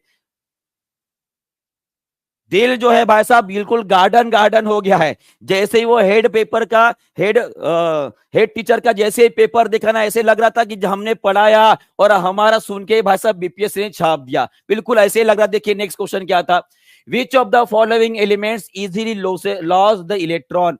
कहने का अर्थ क्या था, ये क्वेश्चन आपको मैंने कहा पढ़ाया था। देखिए ये क्वेश्चन मैंने आपको कहा पढ़ाया था, हमने एक क्वेश्चन लिया था ये वाला, निम्न में से कौन सा रासायनिक रूप से सर्वाधिक सक्रिय होता है, ये क्वेश्चन हमने पढ़ा था। और यहाँ पे आंसर आपका था फ्लोरीन। क्या नाम था, फ्लोरीन के बारे में हमने पढ़ा था। पर यहाँ पे भाई साहब आपको डिस्क्राइब किया था मैंने इसके बारे में, रिएक्टिविटी सीरीज हमने पढ़ी थी यहाँ पे, जहां पे मेटल्स में कौन से एलिमेंट ज्यादा रिएक्टिव होते हैं वो दिखते हैं। और देखिए यहाँ पे साफ साफ मैंने लिख के रखा था कि ये जो पोटेशियम जो रिएक्टिव सीरीज में, रिएक्टिविटी सीरीज किसकी, धातुओं की, वहां पे सबसे ऊपर आता है।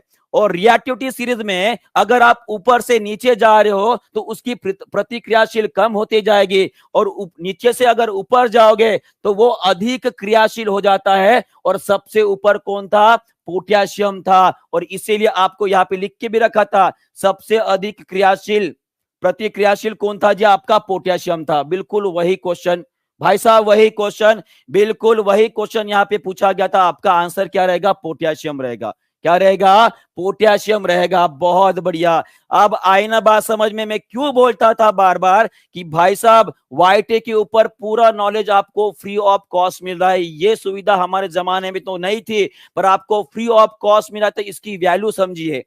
अभी जिन लोगों ने हमारे वाईटी के क्लास किए होंगे, मैं बता रहा हूं पूरा का पूरा लगभग 90% पेपर 90% पेपर उतरा है भाई साहब। नेक्स्ट क्वेश्चन देखिए, नेक्स्ट क्वेश्चन में दिखा था बस ये एक क्वेश्चन जो हमने लिया था, ईमानदारी से बोल रहा हूं, ईमानदारी से बोल रहा, बस ये एक क्वेश्चन था जो हमने नहीं लिया था। पर यहाँ पे भी ये कोई अलग क्वेश्चन नहीं था, यहाँ पे हमने फर्टिलाइजर, नेचुरल फर्टिलाइजर के बारे में पढ़ा था, तो यहाँ पे नॉन बायोडिग्रेडेबल के बारे में पूछा गया है। ठीक है, यहाँ पे आपका केमिकल वाला कौन होता है वही बताना है। और यहाँ पे अगर आपको बता दूं तो आपके एनसीईआरटी में डायरेक्टली लिखा गया है कि ये डीडीटी जो होता है भाई साहब, इसका नाम क्या है, देखिए नाम देखिए, कोई किसी को अगर पढ़ना आ रहा होगा भाई साहब और किसकी जीभा जो है ऊपर नीचे नहीं हो रही तो पढ़ लीजिएगा। इसका है डाइक्लोरो डाइफिनाइल ट्राइक्लोरोइथेन, डाइक्लोरो डाइफिनाइल ट्राइक्लोरोइथेन, ये नाम होता है आपका डीडीटी का। और ये किसके लिए इस्तेमाल किया जाता है, ये इस्तेमाल किया जाता है आपका पेस्टिसाइड करके। किसके लिए, पेस्टिसाइड माने कि जो आपके कीटकनाशक होते हैं उनके तरह इसे इस्तेमाल किया जाता है। माने कि ये कैसे रहता है, बायोडिग्रेडेबल नहीं होता है, ये भाई साहब आपके खाने में भी उतर जाता है, इतना घातक होता है। और इसीलिए इंडिया में उसमें बैन लगा दिया गया है, डायरेक्टली इसमें लिखा है बैन इन इंडिया, डीडीटी का बैन है भाई साहब हमारे इंडिया में, डायरेक्टली आपके एनसीईआरटी में लिखा है। तो इसका आंसर क्या रहेगा आपका, डीडीटी रहेगा। क्या रहेगा, डीडीटी रहेगा। क्लियर है, चलिए नेक्स्ट क्वेश्चन देखते हैं भाई साहब। नेक्स्ट क्वेश्चन क्या है भाई साहब, ये क्वेश्चन अब क्या बताओ कितने बार लिया है हमने, कितने बार ओम्स लॉ के बारे में पढ़ा है। अब इसी में ही आपको मैंने कूलम्स लॉ और किरचॉफ्स लॉ ये दोनों भी एक्सप्लेन किया था। अगर आपको याद है, V is equal to I R, V is equal to I R कितनी बार पढ़ा है, पढ़ा है कि नहीं पढ़ा है, मुझे पता है। जो बच्चे लगभग 2000 से ऊपर बच्चे मेरा क्लास देख रहे थे उन सभी को पता है भाई साहब कि ये जो है सर ने बहुत बार पढ़ाया है ओम्स लॉ में। आपको बार बार बोल रहा हूं कि ओहम ये वाला क्वेश्चन लिए थे, ये वाला क्वेश्चन लिए थे, और उसी में हमने कूलम्स लॉ को एक्सप्लेन किया था। कूलम्स लॉ होता क्या है, ये एक प्रकार का फोर्स के बारे में बताता है जो भाई साहब आपके 2 पॉइंट चार्जेस के बारे में होता है। दो चार्जेस सेम चार्जेस है, आपको पता है, प्लस प्लस रहेगा, माइनस माइनस रहेगा, रिपेल करेंगे। और वही प्लस माइनस और माइनस प्लस अगर रहता है तो वो क्या करेंगे, अट्रैक्ट करेंगे। देखा था कि नहीं देखा था, बताइए। तो इसका आंसर क्या रहेगा आपका, इसका आंसर बताया गया इसकी इलेक्ट्रिक चार्ज के बारे में, तो वो रहेगा आपका कूलम्स लॉ। क्या रहेगा जी, कूलम्स लॉ आपका सही उत्तर रहेगा। क्लियर है, चलिए आगे बढ़ते हैं और क्वेश्चन देखते हैं भाई साहब कैसे कैसे हमने बताया। और देखिए इस प्रकार का क्वेश्चन हमने लिया था, ठीक है, ये क्वेश्चन भी हमने लिया था। और देखिए मैंने बोला था ओम्स लॉ, मैंने बोला था ओम्स लॉ से क्वेश्चन छपने वाला है, भाई छप गया, छप गया, देख रहे हो, V is equal to I R. चलिए इसका आंसर आप ही कर दीजिएगा, V is equal to I R आप ही कर दीजिए। इसका आंसर क्या रहेगा, सभी लोग जिन लोगों ने मेरे वाईटी के क्लास किए, मैं बता रहा हूं भाई साहब फ्री में नॉलेज मिला और उन्होंने गजब किया है, उन्होंने गजब ढा गया है। अगर उन्होंने ईमानदारी से पेपर सॉल्व किया होगा हमारे क्लासेस करके तो इस बार तो वो हेड टीचर बन गए, ठीक है। तो इसका आंसर क्या रहेगा बताइए, आर के बारे में पूछा गया है, तो R is equal to V divide, आवाज आ रही है, ओके। चलिए यह क्वेश्चन हो गया है जी, सबको दे रहा है, सभी प्रेजेंट है ना। देखिए ये भी एक प्रूफ हो गया कि आपका भाई साहब, मैं बता रहा हूं, जो भी बच्चा TRA 3.0 और 4.0 की तैयारी कर रहा है, मैं बता रहा हूं आपका ओहम्स लॉ सेंटेंस को आपको सुनाऊंगा कि मैंने क्या बोला था। कौन सा क्वेश्चन बोला मैंने, ओहम्स लॉ और कूलम्स लॉ में से एक क्वेश्चन छपने वाला है।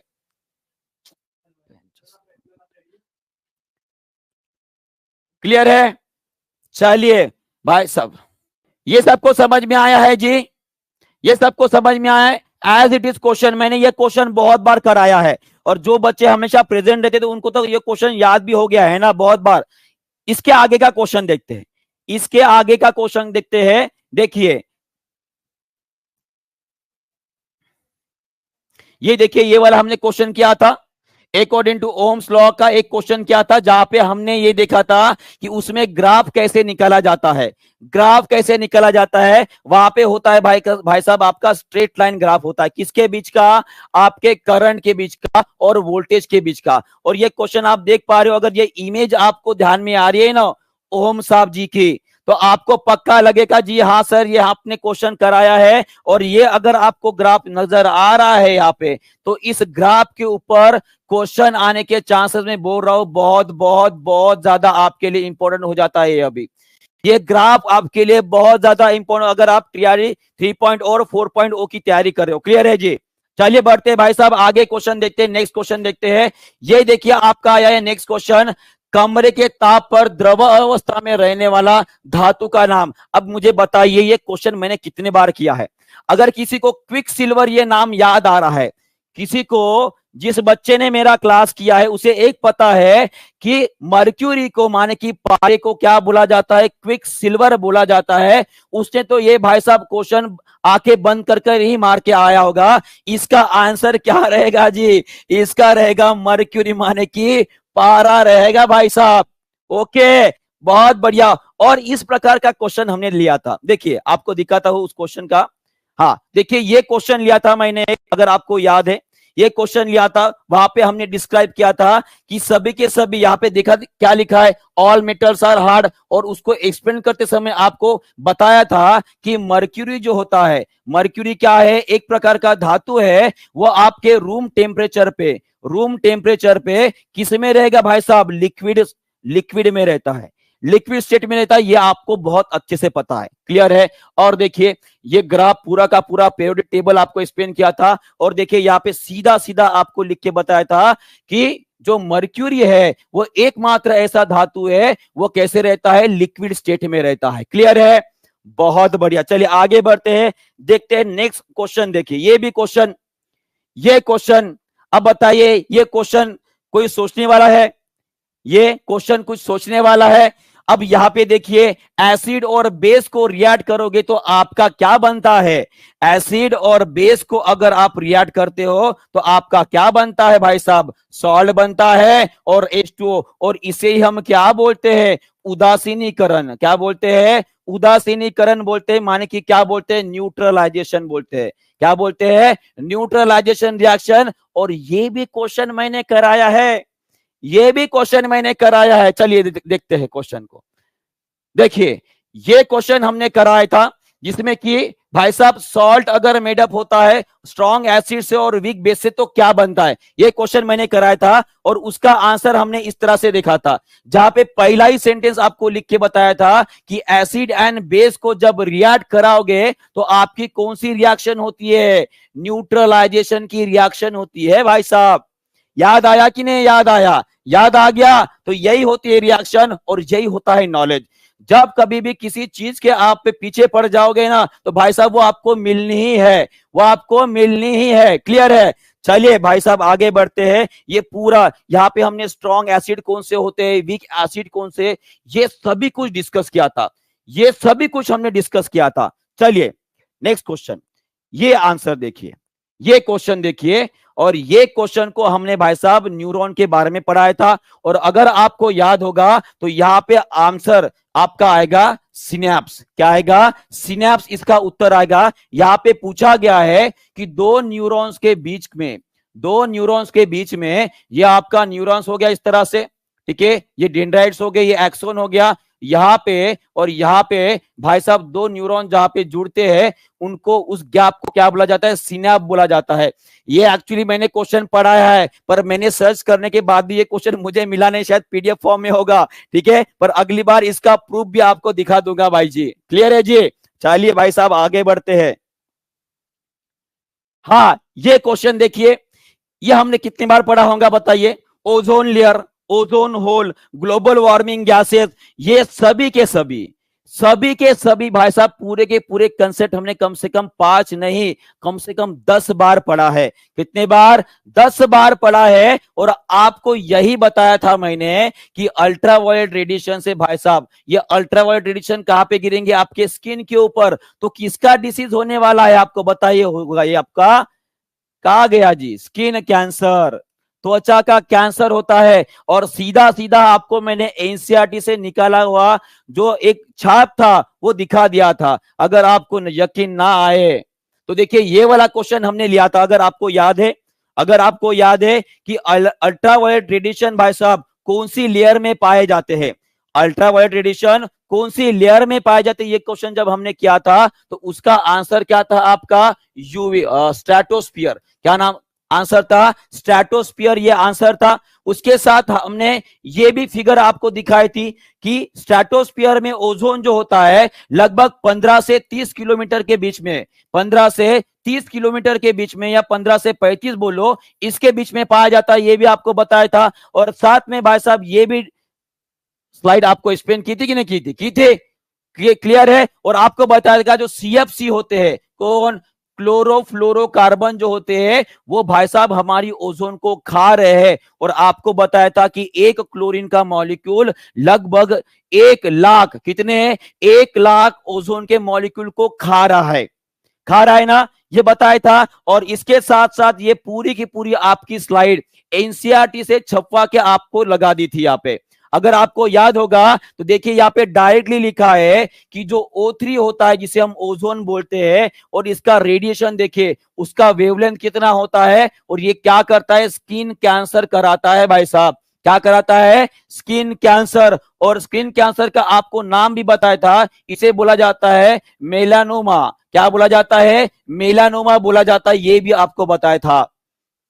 अभी याद आ रहा है सभी को, याद आ रहा है, क्लियर हो गया कि नहीं, हो गया, हो गया।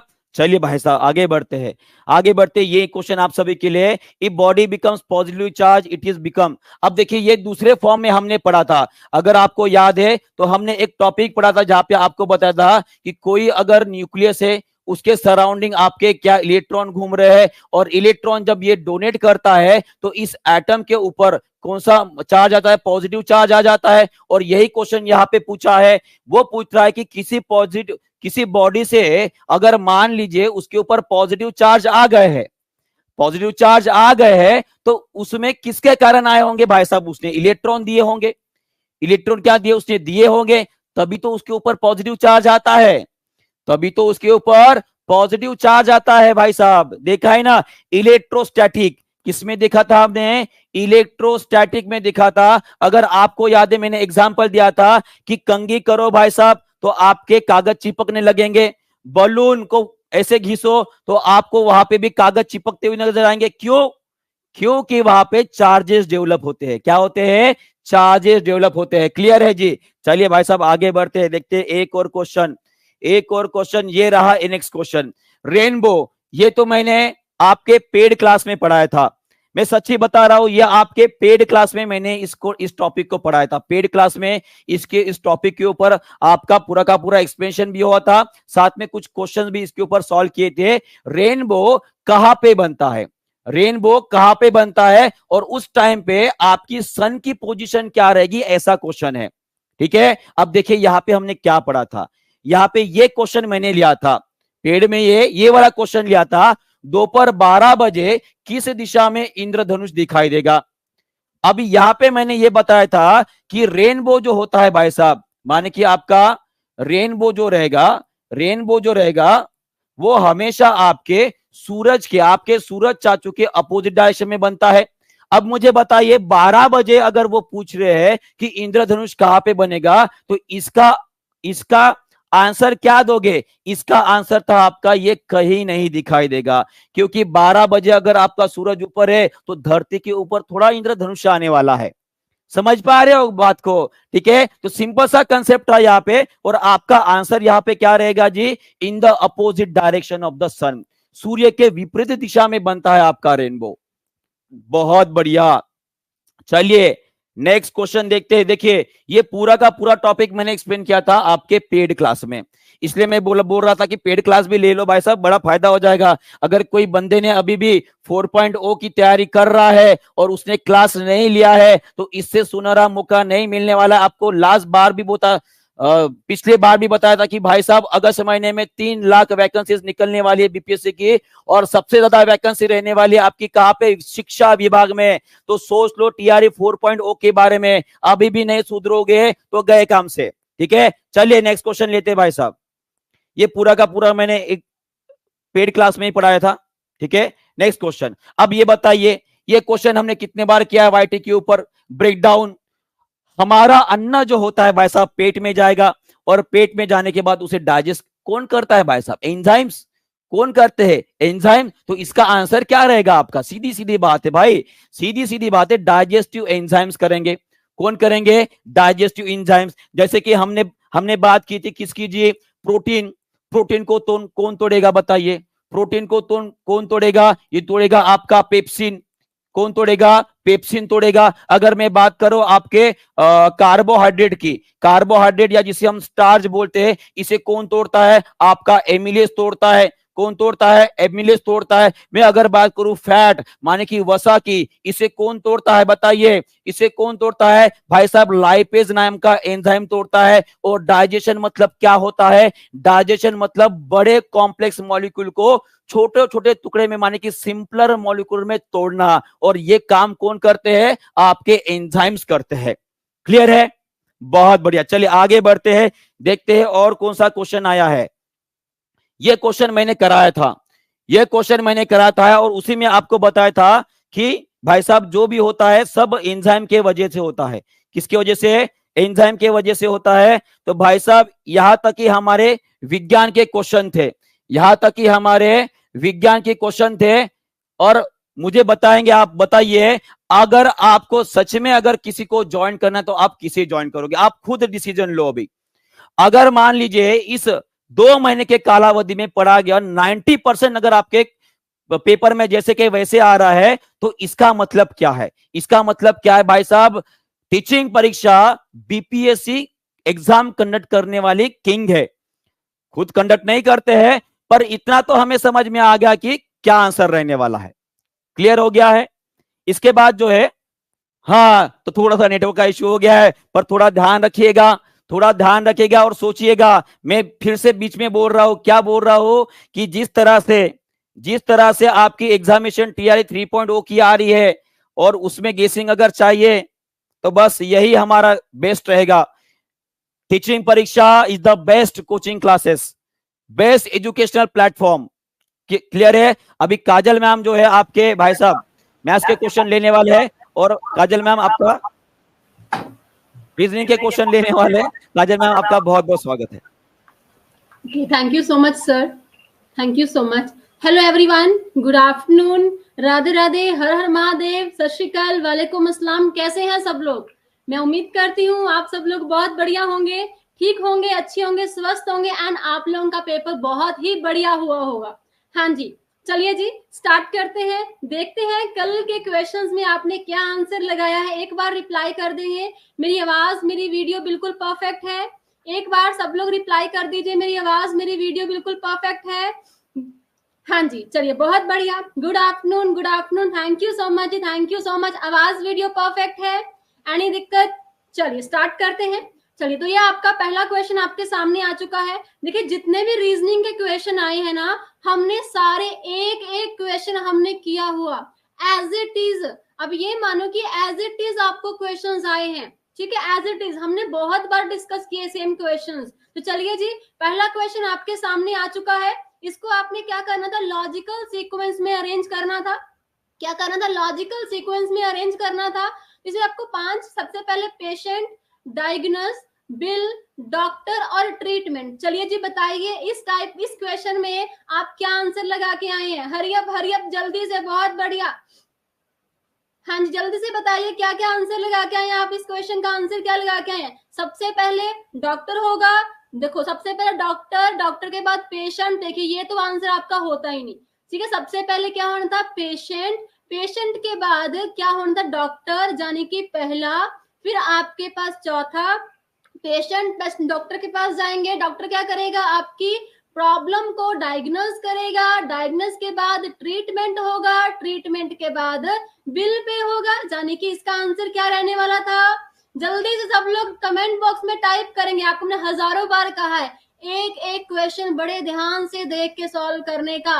1 4 2 5 3 आपके पास आंसर रहने वाला था। ऑप्शन ए आपके पास करेक्ट आंसर हो जाता। मैं उम्मीद करती हूँ कि बिल्कुल आप इसी तरीके से क्वेश्चन को सॉल्व करके आए होंगे। चलिए जी, तीसरा क्वेश्चन आपको दिया गया। देखिए एज इट इज, ये मैंने आपको एज इट इज क्वेश्चन करवाया हुआ। कहते रमेश जो है 10 किलोमीटर चलता है उत्तर की तरफ। कहीं से भी पॉइंट ले लिया, अब रमेश चला उत्तर की तरफ कितने किलोमीटर, 10 किलोमीटर, ठीक है, 10 किलोमीटर चला, वहां से 6 किलोमीटर वो दक्षिण की तरफ आया, यानी कि वो नीचे की तरफ आया, कितने किलोमीटर, 6 किलोमीटर। ये क्वेश्चन मैंने करवाया हुआ आपको, ठीक है जी। फिर वो 3 किलोमीटर गया किसकी तरफ, पूरब की तरफ, यहाँ पे गया वो 3 किलोमीटर पूरब की तरफ, और कहा था कि वे अपने प्रारंभिक बिंदु से कितनी दूर है, ये आपको बताना था। कितनी बार आपको बताया कि इसमें हम क्या करते हैं, पाइथागोरस की थ्योरम। टोटल कितना था, 10, 6 तो यहाँ पे कवर कर लिया, 4 किलोमीटर ये बच गया, 3 किलोमीटर ये, तो बताइए आंसर क्या हो जाना था, 4 का स्क्वायर प्लस 9 का square is equal to Pythagoras की थ्योरम। हाँ जी, 3 का स्क्वायर कितना हो गया, 16 प्लस 9 कितना हो गया, 25। 25 किसका वर्ग होता है, यानी कि 5 आपके पास करेक्ट आंसर आ जाना था। कितने बच्चे बिल्कुल सही आंसर अटेम्प्ट करके आए हैं, देख लो, as it is question, as it is, मतलब एक भी चीज चेंज नहीं है, ठीक है जी। चलिए बहुत बढ़िया, चलिए बहुत खूब, लीजिए बताओ ये क्वेश्चन करवाया था कि नहीं करवाया था, सेम क्वेश्चन। आप ये मानो जो पेपर बना रहा था ना, वो भी हमारी क्लासेस देख रहे होंगे कि हाँ यहीं से उठाओ क्वेश्चन पेपर में डालते हैं। चलिए जी, क्या कहा, कहते ए को हम लिख रहे हैं 26, ठीक है जी, एंड सन को क्या लिखा जा रहा है, सन को लिखा जा रहा है 27, एंड कैट की बात करें, कैट को हमें फाइंड आउट करना है ना जी। तो बताइए क्या करें इस क्वेश्चन का। अगर मैं यहाँ पे देखूं, ए की वैल्यू होती है 1, है ना, और 26 किसकी वैल्यू होती है, आपको बताया था कि विपरीत अक्षर ए टू जेड, यानी कि z की प्लेस वैल्यू क्या होती है 26, तो a का ऑपोजिट z, उसकी प्लेस वैल्यू यहाँ पे लिखी गई है। ओके जी, क्लियर। अगर देखो यहाँ पे a टू z ऑपोजिट, तो बाकी भी क्या करना था, ऑपोजिट ही आने थे। अब जल्दी से, s का विपरीत क्या होता है h, u का विपरीत क्या होता है f, n का विपरीत क्या होता है m, यानी कि 8, 6, 13, इन सबको प्लस करो, 8 और 6 14, 14 और 13 कितना हो गया 27, ठीक है, क्लियर, डन जी। इट मींस इनकी ऑपोजिट वैल्यूज को ऐड किया गया है। कैट की बात करें, कैट सी का ऑपोजिट क्या होता है x, a का ऑपोजिट z, t का ऑपोजिट क्या हो गया g, यानी कि 24 प्लस 26 प्लस 27, इन सबको ऐड करके आपका आंसर आ जाना था। क्या आंसर आना था, 6 4 10, 10 और 7 कितना हो गया 17, 2 4 1 5, यानी कि 57 आपके पास करेक्ट आंसर आ जाना था। बताइए कितने बच्चे बिल्कुल इस क्वेश्चन को सही तरीके से अटेम्प्ट करके आए हैं, बिल्कुल सही तरीके से अटेम्प्ट करके आए हैं। चलिए बहुत बढ़िया, अगला सवाल देखिए, नेक्स्ट क्वेश्चन। इसमें आपने गलत संख्या ज्ञात करनी थी, क्या करनी थी, रॉन्ग नंबर फाइंड आउट करना था, गलत श्रृंखला आपने ज्ञात करनी थी। चलिए बताइए इसका आंसर क्या लगा के आए हैं आप लोग, कुछ भी नहीं करना था आपको। मैंने कितनी बार कहा कि जब भी आपको इस टाइप का सवाल मिले, जब यहाँ पे नंबर धीरे धीरे बढ़ रहा हो, तो आप क्या करो, डिफरेंस चेक करो। हाँ जी, 1 और 2 में डिफरेंस कितना है 1 का, 2 और 6 में डिफरेंस कितना है 4 का, 6 और 15 में डिफरेंस कितना है 9 का, 15 और 31 में कितना डिफरेंस है 16 का, ठीक है जी। इधर डिफरेंस कितना है 25 का, और यहाँ पे डिफरेंस कितना था, जल्दी से बताना है 35 का। अब आप देख पा रहे हैं 1 का स्क्वायर 1, 2 का स्क्वायर 3 का स्क्वायर, 4 का स्क्वायर 5 का स्क्वायर, यहाँ पे इधर आपके पास 91 क्या आ जाना था, रॉन्ग आंसर आ जाना था। 91 आपके पास क्या आ जाना था, रॉन्ग आंसर आ जाना था। बताइए जी, सबने 91 ही आंसर लगाया था, सबने 91 ही आंसर लगाया था। ढेरों आपको क्वेश्चंस मैंने करवा रखे हैं, क्योंकि यहाँ पे 91 की जगह 92 होना चाहिए था, तभी यहाँ पे 36 आता और 6 का स्क्वायर बनता। इधर 91 हमारे पास क्या आ गया, रॉन्ग आंसर आ गया जी। चलिए जी बहुत बढ़िया, अगले क्वेश्चन पे चलते हैं। इस क्वेश्चन को सॉल्व करिए, जल्दी से बताइए क्या आप आंसर लगा के आए हैं। इसमें कहा है जो सर्कल है ना, वो किसके इक्विवेलेंट है, वो टॉल के इक्विवेलेंट है। ओके, जो आपको दिया गया है ट्रायंगल, वो किसके इक्विवेलेंट है, वो है आर्मी मैन के इक्विवेलेंट है ना जी। और जो स्क्वायर दिया गया है वो किसके इक्विवेलेंट है, वो स्ट्रॉन्ग के इक्विवेलेंट है ना जी, स्ट्रॉन्ग के इक्विवेलेंट। अब इसमें क्या कहा है, कहते कि बताइए, हाँ जी, कहा है कि विच नंबर विल रिप्रेजेंट, ऐसा कौन सा नंबर है जो रिप्रेजेंट करता है स्ट्रॉन्ग को एंड आर्यमैन को, ठीक है, स्ट्रॉन्ग को एंड आर्यमैन को, यानी कि दोनों की बात की जा रही है, दोनों की बात की जा रही है। ऐसा नंबर ढूंढिए जो आपका नंबर जो है किस किस में हो, एक तो आपका वो नंबर वर्ग में भी होना चाहिए, दूसरा वो नंबर आपके पास क्या है, किस में होना चाहिए, और त्रिभुज में होना चाहिए। तो बताइए कौन सा नंबर है, कौन सा नंबर। यहाँ पे बहुत बच्चे कहेंगे मैम 11 आंसर आना था। अब देखो 11 आंसर कब आता, बट ये तो टॉल भी है ना, ये टॉल भी है, ये टॉल भी है, तो आंसर क्या, एग्जैक्टली ऑप्शन है आपके पास, यहाँ पे राइट आंसर हो जाता। चलिए जी अगला सवाल, बहुत बढ़िया। इधर देखो इस क्वेश्चन को, कहते एक आदमी क्या है, एक आदमी पूरब की ओर चलता है। अब ये क्वेश्चन करवाया हुआ है, कितने बच्चे ने क्लास लगाई है, देखो जो बच्चे कह रहे हैं 7 आंसर, मुझे 7 जो है ना 7 टॉल भी है, 7 टॉल भी है, 7 टॉल भी है, ठीक है जी। चलिए देखिए हिंदी में क्वेश्चन आ चुका है, कहते एक आदमी पूरब की ओर 1 किलोमीटर चलता है। एक आदमी जो है पूरब की ओर क्या है, 1 किलोमीटर चलता है। अब कहीं से भी स्टार्ट कर लो, कहीं से भी स्टार्ट कर लो, पूरब जाने की ईस्ट की तरफ कितने किलोमीटर चलता है, 1 किलोमीटर, डन जी। उसके बाद क्या किया, वह दक्षिण की ओर चलता है, मुड़ता है कितने किलोमीटर, 5 किलोमीटर, नीचे की तरफ हो गया कितने किलोमीटर जी, 5 kilometre.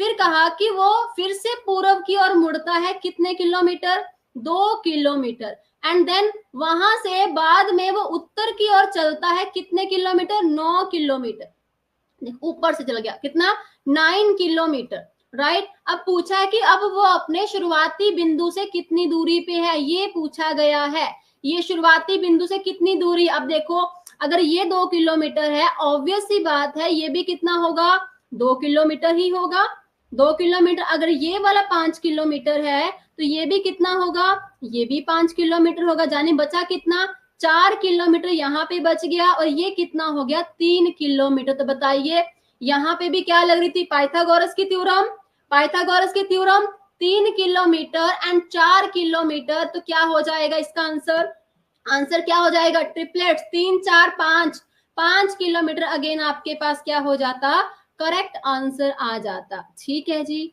Clear, any doubt, any दिक्कत, एनी परेशानी। चलिए बहुत बढ़िया, अगला सवाल देखिए, करिए इस क्वेश्चन को सॉल्व, जल्दी से सॉल्व करेंगे। क्या कहा गया है, कहते ए बी डी एच, हाँ जी अगला अक्षर क्या होगा ये आपको फाइंड आउट करना है, ए बी डी एच अगला अक्षर क्या, आसान सवाल, बिल्कुल सिंपल।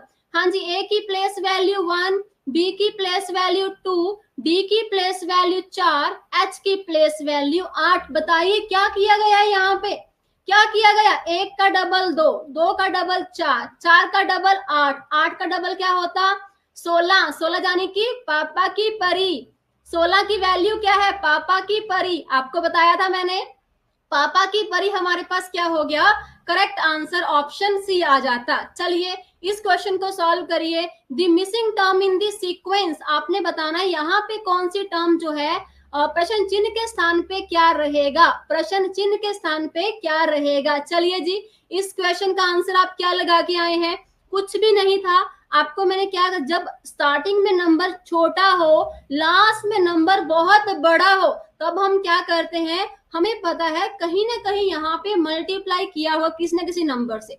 चलो जी देखो, अब 2 से 5 कैसे आया होगा, 2 गुना 2 4, 4 प्लस 1 कितना हो गया जी 5, अब 5 से 16, 5 गुना 3 15, 15 और 1 कितना हो गया 16, 16 को अगर हम 4 से मल्टीप्लाई करते हैं प्लस 1 कर देंगे 64 प्लस 1 65। अब हम 65 को 5 से मल्टीप्लाई करेंगे, 1 उसमें ऐड कर देंगे, हमारे पास आंसर क्या आ जाना चाहिए था, हाँ जी 5 गुना 5 25, 30 2 32, 325 में 1 ऐड करेंगे तो क्या आंसर आएगा, कौन सी ऑप्शन, जल्दी से कमेंट बॉक्स में टाइप करिए। 326 हमारे पास क्या आ जाना चाहिए था, करेक्ट आंसर आ जाना था इस क्वेश्चन का। ठीक है जी, आई होप सारे क्वेश्चंस आप सही अटेम्प्ट करके आए होंगे। ये क्वेश्चन थोड़ा सा कंफ्यूज करने वाला था, बट आई होप ये भी आपने सही किया होगा अगर आपने थोड़ा सा लॉजिक यूज किया होगा। कहते हैं अगर कारपेट की बात करें, CARPET, यदि कारपेट को TECAPR लिख रहे हैं, पहले हमें कॉन्सेप्ट देखना है, उसके बाद हमें किससे बनाना है, एल ए, हाँ जी, फिर उससे हमें क्या बनाना है, एल पीछे जाना है, ठीक है, L N double A N T O I. अब देखो क्या किया गया है, पहले को इधर लिख दिया, तीसरे को, हाँ जी, जल्दी से दूसरे को इधर लिख दिया, क्लियर है।